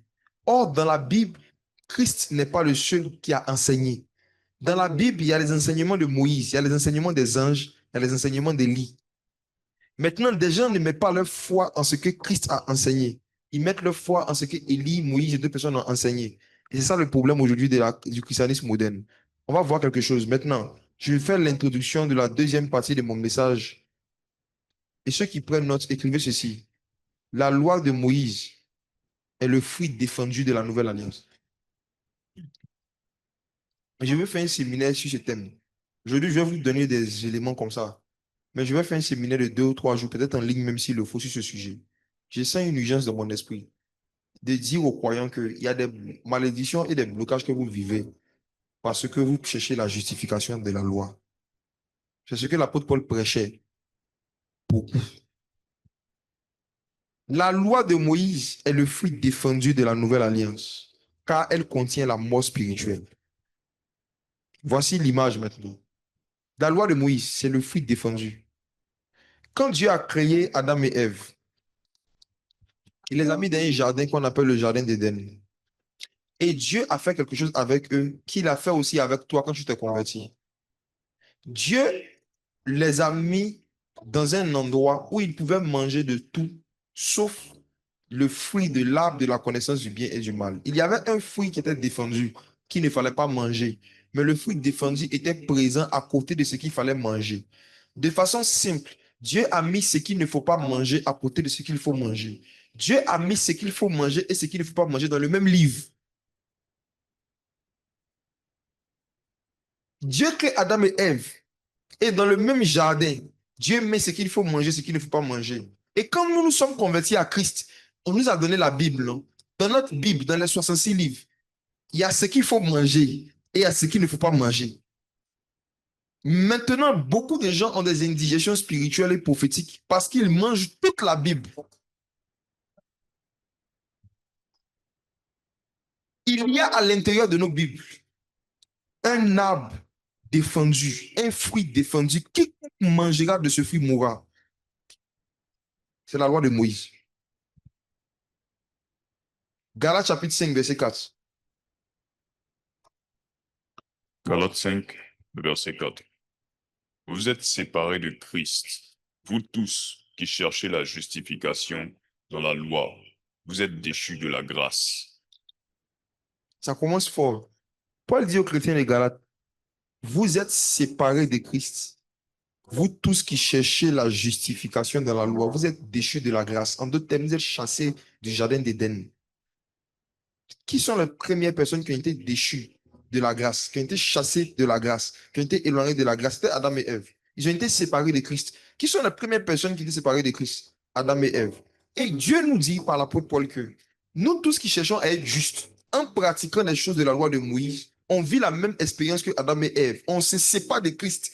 En fait, la loi de Moïse nous sépare de Christ et nous chasse d'Éden. Pourtant, ça est dans la Bible. La doctrine de la foi en Dieu, c'est la doctrine qui vient nous dire que nous ne devons pas pratiquer tout ce qui est dans la Bible. On doit pratiquer ce qui vient de la parole de Christ. Or, la foi vient de ce qu'on entend. Et ce qu'on entend vient de la parole de Christ. Quels sont les éléments de la loi de Moïse qui constituent le fruit défendu et qu'il ne faut pas consommer de peur de venir, de vivre la mort spirituelle et d'être déchu de la grâce? Écoutez bien ceci. Lorsqu'on parle de la loi de Moïse, on fait allusion à quoi? La loi de Moïse fait allusion à un ensemble de lois que l'homme devait pratiquer, soit pour être en communion avec Dieu, soit pour être déclaré comme juste, soit pour avoir le droit de pouvoir rester en Israël. Les lois que Dieu a données à Moïse étaient divisées en différentes catégories. Il y avait premièrement la loi morale. S'il vous plaît, ayez la politesse de ne pas poser des questions et de faire des débats dans les commentaires pendant que je suis en train de parler, s'il vous plaît. On ne pose pas de questions à quelqu'un qui n'a pas fini de parler. Donc, si vous avez des questions, taisez-vous, écoutez, et si vous n'avez pas eu des réponses jusqu'à la fin, vous allez poser vos questions. Parce que ce que vous êtes en train de faire, c'est ici, vous êtes en train de distraire et d'embrouiller des personnes. Laissez-nous aller jusqu'à la fin de l'explication, s'il vous plaît, en toute politesse, hein. Et puis après, vous allez poser vos questions. On n'a pas encore fini. Voilà. Donc, les lois que Dieu a données à Moïse étaient divisées en différentes catégories. Première catégorie, la loi morale. Suivez bien, la loi morale. La loi morale, c'est quoi? C'est l'ensemble des commandements que Dieu a donnés qui reflètent la moralité de Dieu et qui reflètent la façon dont Dieu voudrait qu'on se comporte. Parce que Dieu lui-même se comporte d'une certaine façon et c'est ce qui le rend saint. Et quand il s'est révélé à l'homme, il a dit, soyez saints comme je suis saint. Mais est-ce que nous, on sait comment Dieu est saint? On ne l'a jamais vu. Personne n'a jamais vu Dieu. Donc, quand Dieu dit qu'il est saint, c'est quoi même être saint? On est saint comment? Donc, pour que l'homme ait une petite idée de ce à quoi ressemble la sainteté de Dieu, Dieu a donné à l'homme ce qu'on appelle la loi morale, qui est venue avant Moïse même. En fait, c'est la morale, la conscience, qui a été résumée à travers les 10 commandements. Qui a été résumée à travers les 10 commandements. Les 10 commandements. Donc, ce qu'on appelle les 10 commandements, ce sont les commandements qui sont venus avant Moïse et qui ne sont pas rattachés à une alliance. Ça, ce n'est pas l'ancienne alliance ou la nouvelle alliance. Les 10 commandements, c'est 10 manifestations de la nature, de la moralité de Dieu. Donc, peu importe l'alliance où on est, tu n'auras point d'autre Dieu devant ma face, tu ne tueras point, tu ne déroberas point. Voilà, ça, c'est les 10 commandements. Donc, quand on parle de la loi de Moïse qu'il ne faut pas pratiquer, on ne fait pas allusion aux 10 commandements. Premier éclaircissement. On ne fait pas allusion aux 10 commandements, OK? On ne fait pas allusion aux 10 commandements. Très bien. Quand on enlève les lois morales par rapport aux 10 commandements, donc qui sont toujours en vigueur jusqu'à aujourd'hui, parce que les 10 commandements ne sont pas rattachés à une alliance, mais c'est rattaché à la nature de Dieu. C'est rattaché au comportement de Dieu, à la moralité de Dieu. Il y a un autre type de loi qu'on retrouve dans l'Ancien Testament, c'est ce qu'on appelle les lois civiles. Les lois civiles, ce sont des lois que Dieu avait données à Moïse pour régir un peu la vie sociale des Hébreux. Donc, c'est ce que nous appelons aujourd'hui la Constitution dans nos différents, comment on dit ça? Voilà, dans nos différents gouvernements, on appelle ça aujourd'hui la Constitution. Voilà. Donc, vous allez voir que si un pays n'a pas de constitution, ce pays ne peut pas maintenir la paix et l'ordre. Donc, la constitution, c'est l'ensemble des lois qui régissent les rapports que les habitants d'un même lieu, d'un même pays doivent avoir les uns avec les autres. Et vous allez retrouver ça aussi dans la loi de Moïse. Donc, quand on dit la loi de Moïse, il y a aussi des lois civiles. Donc, les lois civiles ne concernaient pas des gens qui ne sont pas juifs. Ça veut dire que toi, tu es baoulé, tu es ivoirien, tu es congolais, tu es béninois. Quand tu vas ouvrir l'Ancien Testament et tu vas lire certains versets, il y a certains versets là, ça ne te concerne ni d'Adam ni d'Ève. Et même si tu étais dans l'Ancienne Alliance, le verset ne t'aurait même pas concerné parce que tu n'es pas hébreu. Donc, il y avait des lois que Dieu a données, qu'on appelait les lois civiles, qui ne concernaient seulement que les Hébreux. On trouve toutes ces différentes catégories de lois mélangées ensemble dans le livre d'Exode, Lévitique, Nombre, Deutéronome. Et justement, ce qui fait la difficulté de la compréhension de l'Ancien Testament, ou de la compréhension du moins des Lévitiques non Deutéronome, c'est que les chapitres et les versets ne précisent pas que ça, ce sont des lois morales, ça, ce sont des lois civiles. C'est le rôle justement des enseignants, des prédicateurs de pouvoir éclaircir, expliquer ça au peuple de Dieu. C'est notre rôle de vous expliquer ces choses. Voilà. Donc, comprenez, donc il y avait la loi morale en vigueur jusqu'à aujourd'hui, qui était aussi dans la loi de Moïse, mais qui existait avant Moïse. Tu ne tueras point, tu n'auras point de rue devant ma face, etc. Il y avait les lois civiles. Donc, les lois civiles, c'était les lois qui régissaient la vie en société. On disait, par exemple, si tu vois le bœuf de ton frère qui est tombé dans un trou, il faut l'enlever, il faut aller lui donner. Tout ça, c'était les lois sociales. Maintenant, les lois sociales, les lois civiles. Maintenant, il y avait un troisième type de loi. Et c'est ça, là. C'est là-bas qu'il y a le fruit d'évangile. C'était les lois cérémonielles, les lois relatives au culte, au temple et à ce qu'il fallait faire pour être agréable à Dieu. Les lois qui touchaient au culte, les lois qui touchaient au culte, au temple et ce qu'il fallait faire pour être agréable à Dieu. Les sacrifices d'animaux, le fait de faire la propitiation en imposant les mains à un animal par rapport à ses péchés et beaucoup d'autres choses. C'est là-bas que malheureusement Satan est en train d'emmener beaucoup de chrétiens et de croyants depuis la création de l'Église. Les ramener en fait à cette partie de la loi de Moïse qui sépare des Christ et qui font que ceux qui cherchent à être justifiés en faisant les lois cérémonielles de culte qui sont dans l'Ancien Testament, ils sont déchus de la grâce. C'est à ce niveau-là qu'il y a un big problème. Lisons Galates chapitre 3, verset 10 à 19. Galates 3, le verset 10. Car ceux qui s'attachent aux œuvres de la loi Mhm. sont sous la malédiction, Oh. car il est écrit. Si vous avez compris mon explication, allons doucement. Mhm. Quand il dit ceux qui s'attachent aux œuvres de la loi, il parle de quel type de loi? Est-ce qu'il parle des lois civiles? Non. Non, Est-ce qu'il parle des lois morales? Les 10 commandements? Non. Il parle de quoi? Des lois cérémonielles. cérémonieux. Il faut que vous vous exerciez à bien connaître les lois cérémonielles auxquelles il ne faut pas s'attacher sous peine de malédiction. Mhm. Il faut le relire le verset.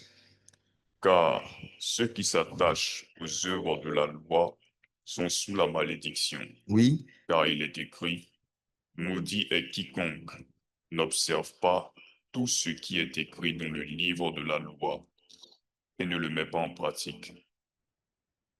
Maudit est quiconque n'observe pas tout ce qui est écrit. Ça veut dire que si tu décides de pratiquer une seule des lois cérémonielles, des lois relatives au culte, tu dois pratiquer tout, sinon il y a une malédiction qui vient. Verset 11. Et que nul ne soit justifié devant Dieu par la loi. Cela est évident, puisqu'il est dit, le juste vivra par la foi. Paul dit, personne ne peut être rendu juste devant Dieu en pratiquant les choses de la loi, parce qu'il dit que le juste vivra par la foi. Donc, tous ceux qui vivent par la loi sont injustes. La loi souille, la foi sanctifie. Le juste vit par la foi. L'injuste vit par la loi. Verset 12. Or, la loi ne procède pas de la foi, mais elle dit, celui qui mettra ces choses en pratique vivra par elles. Verset 13. Christ nous a rachetés de la malédiction de la loi, étant devenu malédiction pour nous, car il est écrit, maudit est quiconque est pendu au bois, Verset 14. afin que la bénédiction d'Abraham eût pour les païens son accomplissement en Jésus-Christ, et que nous ressuscions par la foi l'Esprit qui avait été promis. Lisons seulement. Frère, je parle à la manière des hommes, une disposition en bonne forme, bien que faite par un homme, est annulée par personne, et personne n'y ajoute. Or, les promesses ont été faites à Abraham et à sa postérité. Il n'est pas dit et aux postérités, comme s'il s'agissait de plusieurs, Hmm. mais en tant qu'il s'agit d'une seule, et à ta postérité, c'est-à-dire à Christ. Voici ce que j'entends. Une disposition que Dieu a confirmée antérieurement ne peut pas être annulée. Et ainsi, la promesse rendue vaine par la loi survenu 430 ans plus tard. Je vais simplifier tout ce qu'il raconte ici. Il dit, quand Dieu a rencontré Abraham et il lui a fait la promesse que toutes les nations de la terre seront bénies, la loi n'existait pas. Moïse n'existait pas. La loi de Moïse est venue 430 ans après Abraham. Donc, la bénédiction d'Abraham, on ne peut pas hériter ça en pratiquant la loi. Parce que ce n'est pas pendant la période de la loi que Dieu a béni Abraham. Donc, il n'y a personne qui va pratiquer la loi et puis qui va vivre la bénédiction d'Abraham. Si on veut vivre la bénédiction d'Abraham, on doit avoir la foi d'Abraham. Et la foi d'Abraham n'était pas une foi basée sur des lois cérémonielles qui étaient écrites, mais c'était une foi basée sur la parole de Christ. Christ lui parlait. C'est ce que Christ avait dit qu'Abraham faisait. Simple. Verset 18. Car si l'héritage venait de la loi, il ne viendrait plus de la promesse. Or, c'est par la promesse que Dieu a fait à Abraham ce don de grâce, de sa grâce. On se demande maintenant pourquoi donc la loi. Verset 19, il répond à la question. Pourquoi la loi? Pourquoi donc la loi? Elle a été donnée ensuite à cause des transgressions, jusqu'à ce que vint la postérité, à qui la promesse avait été faite. Elle a été promulguée par des anges au moyen d'un médiateur. Elle a été promulguée par les anges sales. Comme on est dans le lait spirituel. Comme nous sommes dans le lait, je vais faire comme si je n'ai pas vu ces détails. Mais vous avez vu. On va parler de ça une autre fois. Regardez le verset 21. La loi est-elle donc contre les promesses de Dieu? Loin de là. S'il eût donné une loi qui pût procurer la vie, la justice viendrait réellement de la loi.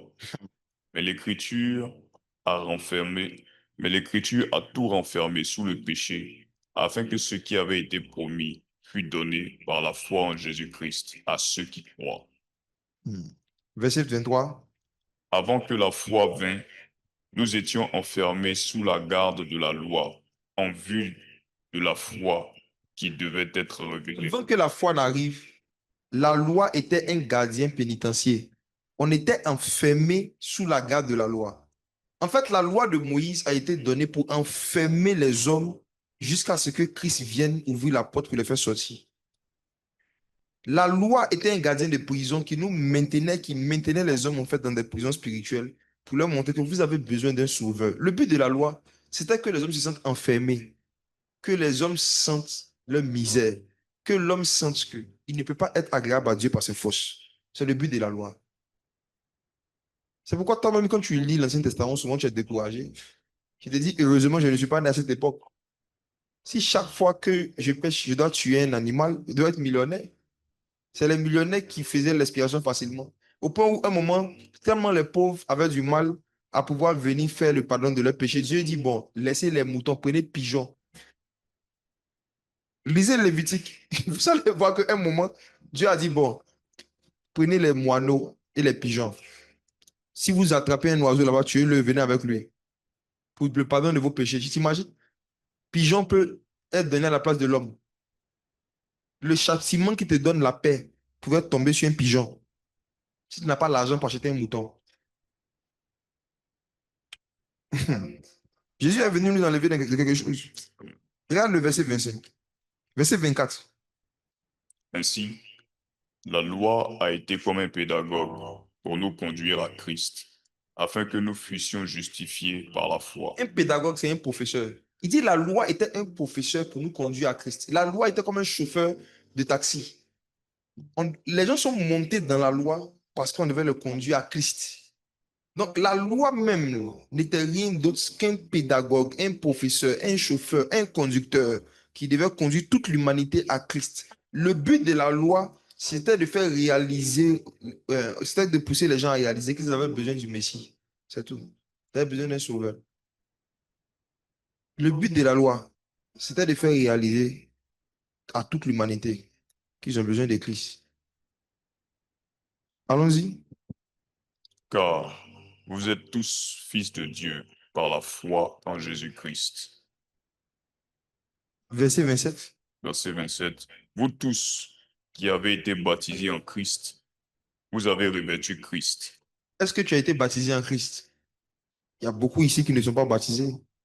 Vous n'avez pas encore revêtu Christ. Donc, malgré que vous avez dit, je crois en Jésus. Tant que vous n'êtes pas baptisé, vous n'avez pas revêtu Christ. Donc, vous avez cru en Jésus, mais dans le monde spirituel, vous êtes habillé en Moïse. Demande à ton voisin, quel est ton habillement spirituel, voisin? Tu as revêtu qui? Moïse ou Christ? Tous ceux qui ne sont pas baptisés, je vous dis la vérité, vous avez revêtu Moïse, hein. Vous êtes sapé en Moïse. Le nom, la marque de votre habit spirituel, derrière là. Il y en a, ils ont porté boubou, un boubou derrière, ils ont écrit Momo Style. Momo Style. Vous tous qui êtes baptisés en Jésus-Christ, vous voyez que ce qui nous pousse maintenant à revêtir Christ, ce n'est pas ce que tu confesses de ta bouche, c'est le baptême. C'est là que je vais vous envoyer. Tu as cru dans ton cœur, tu as confessé de ta bouche. Maintenant, il faut être baptisé pour revêtir Christ.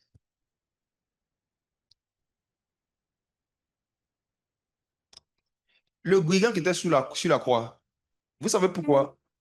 Il n'a pas eu besoin de passer même par l'immersion physique. Parce qu'il était sous la loi. Il était sous la loi. La crucifixion de Jésus s'est passée dans l'ancienne alliance, si vous ne savez pas. Jusqu'à ce que Christ meure, on était encore dans l'ancienne alliance. La nouvelle alliance a commencé après la résurrection de Jésus. C'est pourquoi quand tu veux rentrer dans la nouvelle alliance, tu dois croire dans ton cœur que Dieu a ressuscité Christ d'entre les morts. Parce que c'est à partir de la résurrection que l'alliance commence. Donc tout ce qui s'est passé avant la résurrection, c'était l'ancienne alliance. Et c'est parce que le brigand était dans l'ancienne alliance que malgré qu'il avait revêtu Moïse, il pouvait rentrer s'il avait seulement confessé de sa bouche et cru dans son cœur que Jésus était Seigneur. Mais toi, on te dit qu'il faut te baptiser. On te dit de te baptiser. Tu dis non, est-ce que le brigand était baptisé? Le brigand était dans l'ancienne alliance. Toi, tu es dans quelle alliance? Tu as revêtu Moïse. Regarde, vous tous qui cherchez la justification dans la loi, il dit qu'il y a une malédiction qui s'accroche à vous. Mes frères et sœurs, imaginez-vous combien de pasteurs qui poussent des croyants à pratiquer les éléments de la loi relatifs au culte. Par rapport au sacrifice d'animaux, il y a bien d'autres choses. Je ne vais pas faire la liste. Mon but, ce n'est pas de faire un procès ce soir. Mais en fait, beaucoup de malédictions et de blocages que les chrétiens, surtout évangéliques, vivent, c'est parce qu'on leur fait pratiquer la loi dans leurs églises. Il y a des choses que je commence à dire ici, même avec les Écritures. Ça va vous choquer pour rien et ce n'est pas le but. Mais il y a beaucoup de choses que les gens font, hein. Ça n'a rien à voir avec la nouvelle alliance. C'est inspiré de Moïse. Et Moïse me les regarde, il est étonné parce qu'il y en a qui sont allés plus loin que lui. Les vêtements sacerdotaux, par exemple, les uniformes sacerdotaux sacrés du culte, là, c'était les éléments du culte de la loi de Moïse. Dans la nouvelle alliance, là, Jésus et puis les apôtres, là, ils portaient quel uniforme? Vous avez déjà vu un verset qui s'habille en tout bleu aujourd'hui. Et puis chacun a son. Est-ce que Jésus et les apôtres avaient un habit vraiment spécial qui les différenciait des autres? Ça vient comme tout le monde. Il y a des choses sur lesquelles les gens mettent l'accent aujourd'hui dans la nouvelle alliance qui emmènent des malédictions parce que ça vient de la loi. Comme dans un endroit, les démons voient que les croyants pratiquent beaucoup la loi, ils n'envoient plus les sorciers pour les attaquer. Ce n'est pas utile. Là où il y a beaucoup de pratiques de la loi de Moïse, Satan ne trouve pas utile d'envoyer beaucoup de sorciers et beaucoup de démons. Parce que la pratique de la loi de Moïse fait plus de dégâts que les œuvres de la sorcellerie. Oui. Lisons ça. 2 Corinthiens chapitre 3. La pratique de la loi de Moïse, si tu pratiques des éléments des lois cérémonielles de Moïse, tu es en train d'invoquer des esprits de mort dans ta vie. 2 Corinthiens chapitre 3, verset 6 à 9. Il nous a aussi rendus capables d'être ministres d'une nouvelle alliance, non de la lettre, mais de l'esprit. Car la lettre tue, mais l'esprit vivifie. La lettre, c'est quoi? Loi de Moïse. On dit ça fait quoi? Ça tue. Très bien.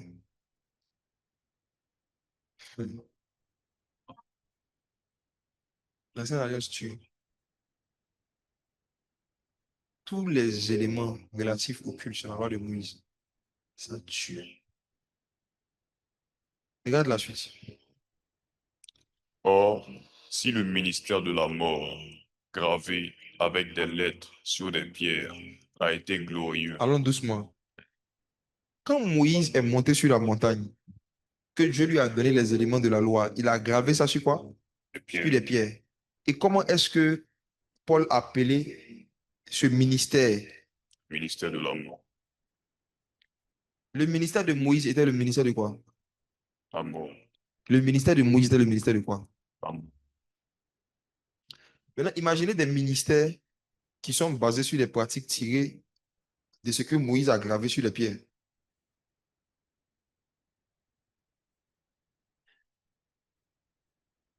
Mais frère, le sujet est sérieux, hein. Paul a appelé l'ancienne alliance le ministère de la mort. C'est pourquoi les Juifs frappaient Paul. Quand vous lisez le livre des Actes, et puis on vous dit que lorsque l'apôtre Paul est présent dans une ville, les Juifs le frappent, on le met en prison. Ça cause des messages comme ça. Je sais qu'ils vont commencer à me frapper en 2026. Je serai battu. Si on veut prêcher les mêmes messages que les apôtres, on va vivre les mêmes persécutions que les apôtres. Ils disent l'ancienne alliance, c'est le ministère de la mort. Quelque chose, les gens mettent leur argent dedans, les gens se concentrent comme ça. Toi, tu viens dire que c'est la mort. Il dit oui, oui. Il dit c'est le ministère de la mort. Mais bizarrement, le ministère de la mort est glorieux. Les gens pensent que la présence de la gloire est le signe de l'absence de la mort. Relis le verset. Or, si le ministère de la mort, gravé avec des lettres sur des pierres, a été glorieux, au point que les fils d'Israël ne pouvaient pas fixer les regards sur le visage de Moïse à cause de la gloire de son visage, bien que cette gloire fût Ce passagère. que Paul est en train de dire ici est très grave. Il dit, l'histoire que nous connaissons de la transfiguration de Moïse, où son visage brillait comme le soleil, tout ça, c'était la mort. Et il y en a qui prient pour ça.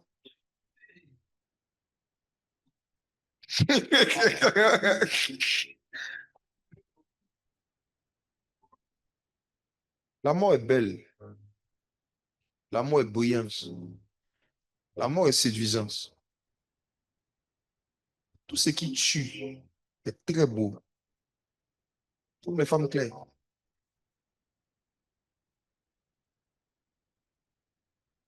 La mort brille. La mort ressemble souvent à la vraie gloire que Dieu avait prévue pour toi. Regardez la suite du verset. Combien le ministère de l'Esprit ne sera-t-il pas plus glorieux? Le ministère de la condamnation a été glorieux. Le ministère de la justice est de beaucoup supérieur en gloire. L'ancienne alliance, c'est le ministère de la condamnation. Mais il y a une gloire quand même dedans. C'est à travers ce verset que j'ai compris pourquoi est-ce que, malgré que certains prédicateurs, certaines églises ont l'habitude de condamner les pécheurs, certaines vivent une gloire. C'est maintenant à comprendre.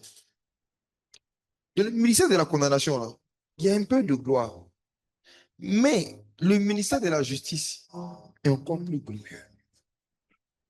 Ça veut dire que cette histoire où Moïse a prié, il est descendu, et puis son visage brillait, c'est petit. Et effectivement, dans la nouvelle alliance, on a vu Étienne, un diacre, il n'était même pas prophète, un diacre qui était en train d'expliquer les Écritures. Ce que Moïse a vécu parce qu'il a prié, Étienne vivait ça parce qu'il a prêché. Il était d'ailleurs, il expliquait deux versets, son visage est devenu comme celui d'un ange. Parce que le ministère de l'Esprit est beaucoup plus glorieux. Qu'est-ce que Étienne avait compris? Qu'est-ce que les premiers croyants avaient compris? Qui ont fait? Qu'ils ont accédé à cette gloire qui était même devenue visible. C'est ce que je suis en train de comprendre depuis quelques jours. Je suis en train de comprendre depuis quelques jours. J'ai compris que j'ai beaucoup attristé le Saint-Esprit en essayant d'être juste et de lui plaire par tout moyen que le fait de croire de mon cœur que Jésus est ressuscité.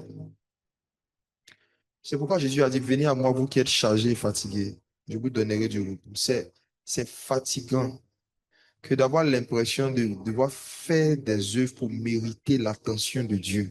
C'est fatigant. C'est fatigant d'avoir l'impression que si tu n'arrives pas à tenir tes promesses et tes objectifs religieux et spirituels, Dieu est découragé de toi. C'est fatigant. C'est fatigant de croire que quand tu n'arrives pas à atteindre le niveau de sainteté, où tu sais que Dieu t'appelle, Dieu est fatigué de toi. C'est fatigant. Mais ce qui donne le repos, c'est de savoir que c'est en croyant du cœur que Dieu nous voit comme un juste. C'est toi. Et tout ce qu'il attend de nous, c'est qu'on se rappelle que Christ est ressuscité dans le monde. Et que le reste là, c'est son esprit qui va nous aider. Même pour prier, nous ne savons pas ce qui est convenable de demander dans nos prières. Et pour se sanctifier, on ne vaut rien. C'est-à-dire que Dieu utilise nos erreurs, nos faiblesses et nos incapacités pour nous rappeler que sans la foi, il n'y a rien, c'est impossible de plaire à Dieu. Il n'y a rien qu'on puisse faire pour impressionner Dieu, à part croire qu'il est capable de faire de nous la personne qu'il veut qu'on soit. Et cette foi-là se traduit par le fait de décider de s'abandonner totalement au Saint-Esprit. Et s'abandonner totalement au Saint-Esprit. Je termine en disant ceci et nous allons prier. J'ai fini. J'ai fait une découverte simple, mais choquante. C'est que le mot foi apparaît seulement 4 fois dans l'Ancien Testament. De Genèse à Malachie, dans l'Ancien Testament, où les gens pratiquaient l'ancienne alliance. Quand il y avait la loi, le mot foi, de façon explicite, est apparu seulement 4 fois. Mais dans le Nouveau Testament, le mot foi apparaît 247 fois.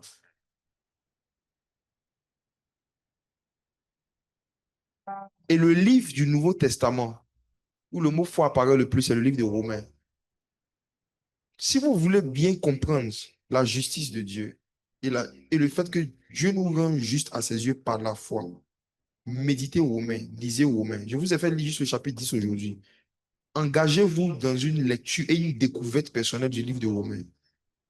C'est là-bas que le mot foi est le plus mentionné. Et vous allez mieux comprendre la doctrine de la foi en Dieu. En attendant, nous ne sommes plus sous la loi.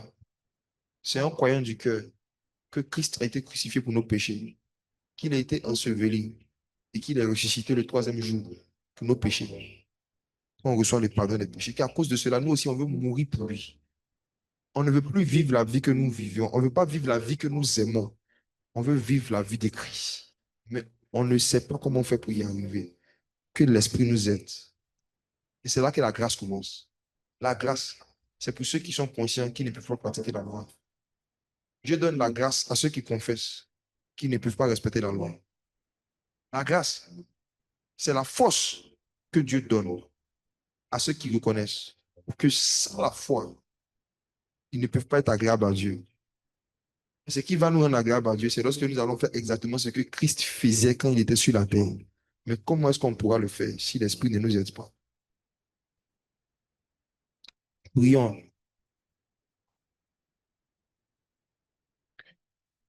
Dis merci au Seigneur Jésus pour la grâce. La loi est venue par Moïse. La grâce et la vérité sont venues par Jésus-Christ. Est-ce qu'on veut prendre le temps ce soir de penser à Jésus-Christ crucifié encore, enseveli, ressuscité le 3e jour? S'il n'avait pas versé son sang à Golgotha sur la croix, on serait encore enfermé sous la garde de la loi, essayant de nous débattre dans une prison pour plaire à Dieu. Mais par son sang, Christ est venu ouvrir la prison de la loi pour nous offrir la grâce et nous donner la puissance et la capacité de faire les mêmes œuvres que lui et de plus grandes. On accède à cette puissance en croyant du cœur et en confessant de la bouche que Dieu a ressuscité Jésus. Et s'il a ressuscité, il peut aussi nous ressusciter. Il peut aussi nous faire sortir de n'importe quelle forme de faiblesse, de n'importe quelle forme de mort, de n'importe quelle forme de maladie. Si Dieu a ressuscité Jésus, Dieu peut nous ressusciter. Dans tous les domaines, nous sentons une mort spirituelle. Dieu est puissant pour ressusciter Jésus. L'esprit de celui qui a ressuscité Christ d'entre les morts habite en nous. Il peut redonner aussi la vie à notre corps mortel. Chaîne d'Ava. Père, merci pour ta grâce, merci pour ta parole. Tu peux ressentir ce soir le parfum, la beauté de ton sang et de ton sacrifice. Tu nous rappelles encore que c'est par ton œuvre que nous avons été sauvés, pas par nos œuvres, et qu'aucune œuvre que nous faisons qui n'est pas poussée par ton esprit, ni enseignée de Christ, qui ne vient pas de Christ, ne peut toucher ton cœur. Or, la foi vient de ce qu'on entend, et ce qu'on entend vient de la parole de Christ. Je prie que tu nous apprennes à rester accrochés à la parole de Christ et à ne faire que ce qui te concerne dans les Écritures. La Bible dit que lorsque tu es ressuscité, tu apparais à tes disciples sur le chemin de Maïs, et commençant par Moïse, par la loi et par tous les prophètes. Tu t'es mis à leur expliquer les choses qui te concernent dans les Écritures. Cela veut dire qu'il y a des choses qui ne te concernent pas dans les Écritures. Apprends-nous à connaître les choses qui te concernent dans les Écritures. Nous ne voulons plus vivre une vie chrétienne où nous partons manger de tous les arbres du jardin, même de l'arbre que tu nous as défendu de manger, qui est la loi. Tu as dit que celui qui s'attache à la loi mange une malédiction. Combien de fois nous avons voulu pratiquer des choses rattachées au culte cérémoniel de Moïse parce qu'on voulait te plaire. Seigneur, je prie que tu nous apprennes à discerner la différence dans nos Bibles entre la loi, la grâce et la vérité. Ce qu'on entend vient de la parole de Christ. Et c'est la parole de Christ qui nous donne la foi en Dieu. Que notre foi soit en Dieu et en Christ. Tu parlais à tes apôtres et tu leur as dit, vous croyez en Dieu, croyez aussi en moi, personne d'autre. Seigneur, apprends-nous à croire en ce que Jésus a enseigné et à rester là-dessus. Tu as dit que c'est en croyant du cœur qu'on parvient à la justice. Nous voulons croire dans ce verset de tout notre cœur. Et nous voulons croire qu'il n'y a rien d'autre qui peut nous faire parvenir à la justice, à part le fait de croire que Dieu a ressuscité Jésus d'entre les morts. Tout ce que nous faisons après, c'est pour démontrer que nous avons reçu cette justice et pour démontrer à quoi tu ressembles, à quoi ta morale ressemble, à quoi ton cœur ressemble. Mais apprends-nous à ne jamais penser que nos bonnes œuvres nous font mériter ton amour, ton affection et ton attention. Merci pour ta grâce. Au nom de Jésus. Amen. Amen. Amen. Amen. Amen. Amen. J'espère que ce message vous a éclairé sur la doctrine de la foi en Dieu. Est-ce que quelqu'un a été édifié? Est-ce que quelqu'un a été éclairé? Est-ce que quelqu'un sent qu'il va passer un bon week-end avec une bonne semaine, un bon week-end avec le livre de Romains? Est-ce que quelqu'un sent que lui et Romain seront très amis ces temps-ci? Est-ce qu'il y a quelqu'un qui sent que lui et Romain, ils vont lever? Oui. Quand tu n'as pas la connaissance de ce que Paul a enseigné dans Romains sur la justification et la foi, la grâce, tu auras du zèle pour Dieu, mais sans intelligence. Comme ça a été notre cas à beaucoup d'entre nous pendant des années, comme c'était le cas des Juifs. Ils avaient du zèle pour Dieu, mais sans connaissance, sans intelligence. Romain, c'est quelqu'un. Chez nous, en Côte d'Ivoire, on dit Romain, c'est l'homme. Romain, c'est l'homme. Les autres vont avoir ça. Alors, à partir du samedi prochain, on va commencer à voir la doctrine des baptêmes. Donc, on va parler du baptême d'eau et du baptême du Saint-Esprit. Voilà. Donc, on va directement sur la doctrine des baptêmes. On doit avancer. On va aller sur la doctrine des baptêmes. Baptême d'eau et le baptême du Saint-Esprit. Le baptême du Saint-Esprit et le baptême d'eau par la grâce de Dieu. On va passer au temps des offrandes. Tu vas apporter ton offrande. Ceux qui sont membres de la communauté, vous savez comment ça fonctionne. Ceux qui nous visitent pour la première fois, vous allez voir, il y a des numéros qui vont s'afficher. Et sur la base de ce qui va s'afficher à l'écran, vous allez pouvoir faire vos dons par Wave, Orange Money, PayPal et beaucoup d'autres moyens. Voilà. Vous regardez, que ce soit dans les commentaires ou bien sûrement aussi voilà, à l'écran, vous allez voir s'afficher des moyens pour faire les différentes offrandes. Pour ceux qui nous visitent pour la première fois, vous pouvez faire une capture écran pour regarder cette image. Et chaque fois que nous rendons culte à Dieu en ligne, vous pourrez aussi, à ce moment du culte, là, prendre simplement la partie que vous voulez donner au Seigneur et l'envoyer. Si vous avez une contrainte quelconque par rapport au fait de pouvoir faire votre virement, vous pouvez poser la question en commentaire et un membre de notre équipe se fera le plaisir de pouvoir vous répondre. Un membre de l'équipe va se faire le plaisir de pouvoir vous répondre. Alors, pendant que vous êtes en train de faire les différentes offrandes, qu'on est en train de faire les offrandes,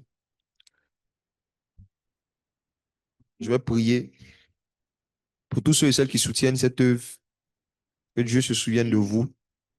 Je prie que de la même manière que vous vous souvenez que ce que vous avez vient de Dieu et que vous vous souciez toujours de donner une partie de ce que vous avez au Seigneur, que le Seigneur permette que vous ne manquez jamais d'assistance dans vos urgences, que chaque fois que vous allez vous retrouver dans un moment de votre vie où vous aurez besoin de quelque chose que l'argent ne peut pas payer, que Dieu vous accorde la monnaie qu'on utilise pour obtenir tout ce qu'on veut dans la vie, même sans argent, qu'on appelle la faveur et la grâce. Que la faveur et la grâce de Dieu vous soient multipliées et que Dieu vous donne davantage des sources d'inspiration, d'enrichissement et des opportunités. Demain, ceux parmi vous qui ne sont pas en Côte d'Ivoire, mais qui ont la possibilité de suivre le culte en ligne, je vais partager un message qui va beaucoup aider surtout les entrepreneurs et les travailleurs, mais plus les entrepreneurs, ceux qui veulent lancer leur propre business ou qui ont leur propre business. Je vais parler de comment transformer son métier en ministère sans devenir pasteur. Et je vais vous expliquer des choses simples que Dieu m'a fait la grâce de comprendre dans les débuts de ma carrière, qui m'ont aidé vraiment à prendre de la vitesse et de l'ascension par la grâce du Seigneur très, très tôt. Des choses pratiques que j'ai pratiquées dès les débuts de ma carrière en tant qu'employé et qui m'ont aidé vraiment par la grâce du Seigneur à sortir progressivement de certains problèmes, certains manques par la grâce du Seigneur. Donc, demain, vous pourrez vous connecter, vous allez voir ça sur toutes les pages Maison de sagesse et d'adoration. On sera en direct. Pour le reste, comme je vous ai dit, je reviendrai vers vous pour vous parler des familles le samedi prochain. On va vous parler des différentes familles, comment ça va s'organiser. On va commencer, à partir de novembre, on va commencer les cellules en ligne. Donc, en plus de samedi soir, chaque mardi soir, vous aurez des temps d'enseignement par petits groupes en fonction de votre pays d'habitation, par zone. Vous aurez des temps d'enseignement, des temps d'échange par petits groupes en fonction de votre zone d'habitation et Dieu va nous faire du bien. Donc, à partir du mois de novembre aussi, après, quand on va finir la série sur le lait spirituel, nous allons aborder la Sainte-Seine. On va commencer à prendre la Sainte-Seine ensemble. Voilà, donc dans le mois de novembre, je vais vous expliquer un peu comment ça va se passer, comment les choses vont se faire, et puis on aura l'opportunité de se reparler par la grâce de Dieu. Ok, donc je vais laisser la parole à la personne qui doit faire les annonces. Je vais laisser la parole à ceux qui doit faire les annonces. Que Dieu vous bénisse.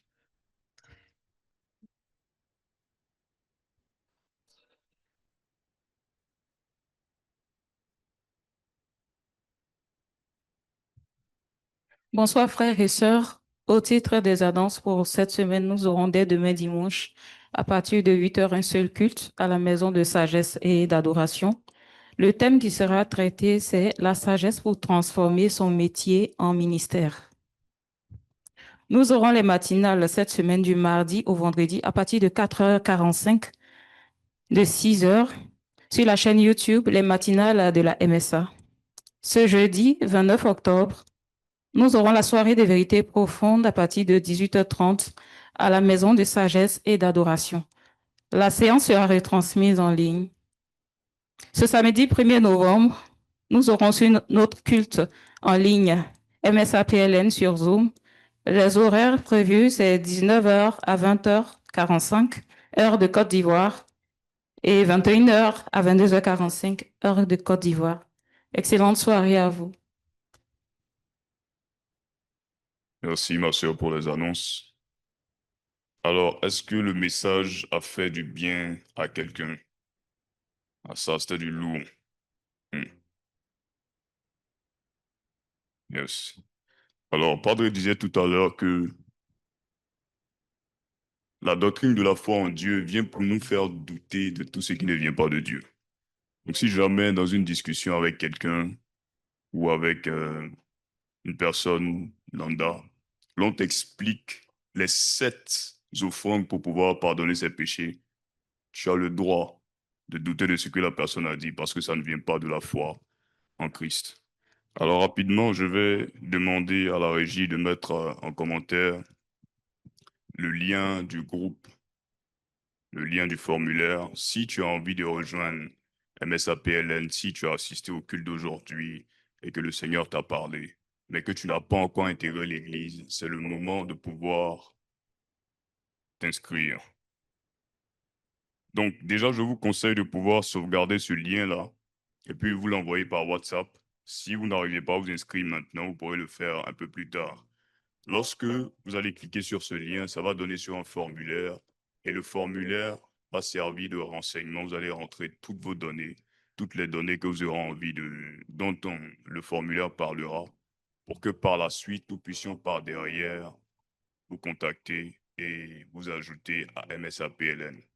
Padre parlait tout à l'heure des familles, donc c'est ce que nous sommes en train de constituer parce que c'est important de pouvoir être membre de la famille de Christ. Parce que tu ne peux pas dire que tu aimes quelqu'un et tu n'aimes pas son corps. Et donc, Padre le disait aussi qu'aujourd'hui, avec la distance, c'est aussi une opportunité.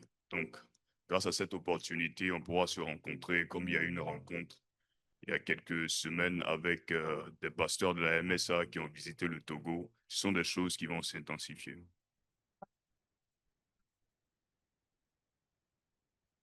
Je pense que c'est bon. On va faire la prière finale. On va faire la prière finale. Combien de fois est-ce que nous-mêmes, nous n'avons pas cru simplement à la parole du Seigneur qui dit, si tu confesses de ta bouche le nom de Jésus, tu seras sauvé. Combien n'avons-nous pas dit, peut-être qu'il faudrait que je jeûne au moins 3 jours pour pouvoir faire expier mes péchés. On a tous, arrivé à un certain moment, ajouté au fardeau de Christ quelques fardeaux qui étaient inutiles. Donc tu vas baisser la tête, tu vas demander au Seigneur de pouvoir t'enseigner et te rappeler la conscience de la simplicité de l'évangile. Parce que lorsque nous ne faisons pas ce que nous devons faire, nous empêchons le Saint-Esprit qui est censé nous conduire dans toute la vérité d'exercer son ministère. Père éternel, je veux te prier de sorte à ce que tu puisses nous rappeler la simplicité de l'évangile. Précieux Saint-Esprit, donne-nous de pouvoir comprendre que dans le salut, dans le plan du salut, dans cette administration, tu l'as faite dans ton conseil et tu n'avais pas besoin de la main d'un homme pour pouvoir sauver l'homme lui-même. Donne-nous de pouvoir comprendre et accepter ça simplement. Et que de cette foi, les œuvres comme la sanctification, la sainteté, l'amour, le fruit de l'esprit, cela puisse abonder dans notre cœur comme étant la résultante d'une obéissance à tes commandements, aussi simplement que cela soit. Père, je te prie pour mes différents frères et sœurs, garde-les, protège-les, permets encore que nous puissions nous retrouver ici pour un autre culte, célébrer l'Éternel. Au nom puissant du Seigneur Jésus que j'ai prié. Amen, amen. Alors, au revoir à tous. On se dit à très bientôt. Que le Seigneur nous garde.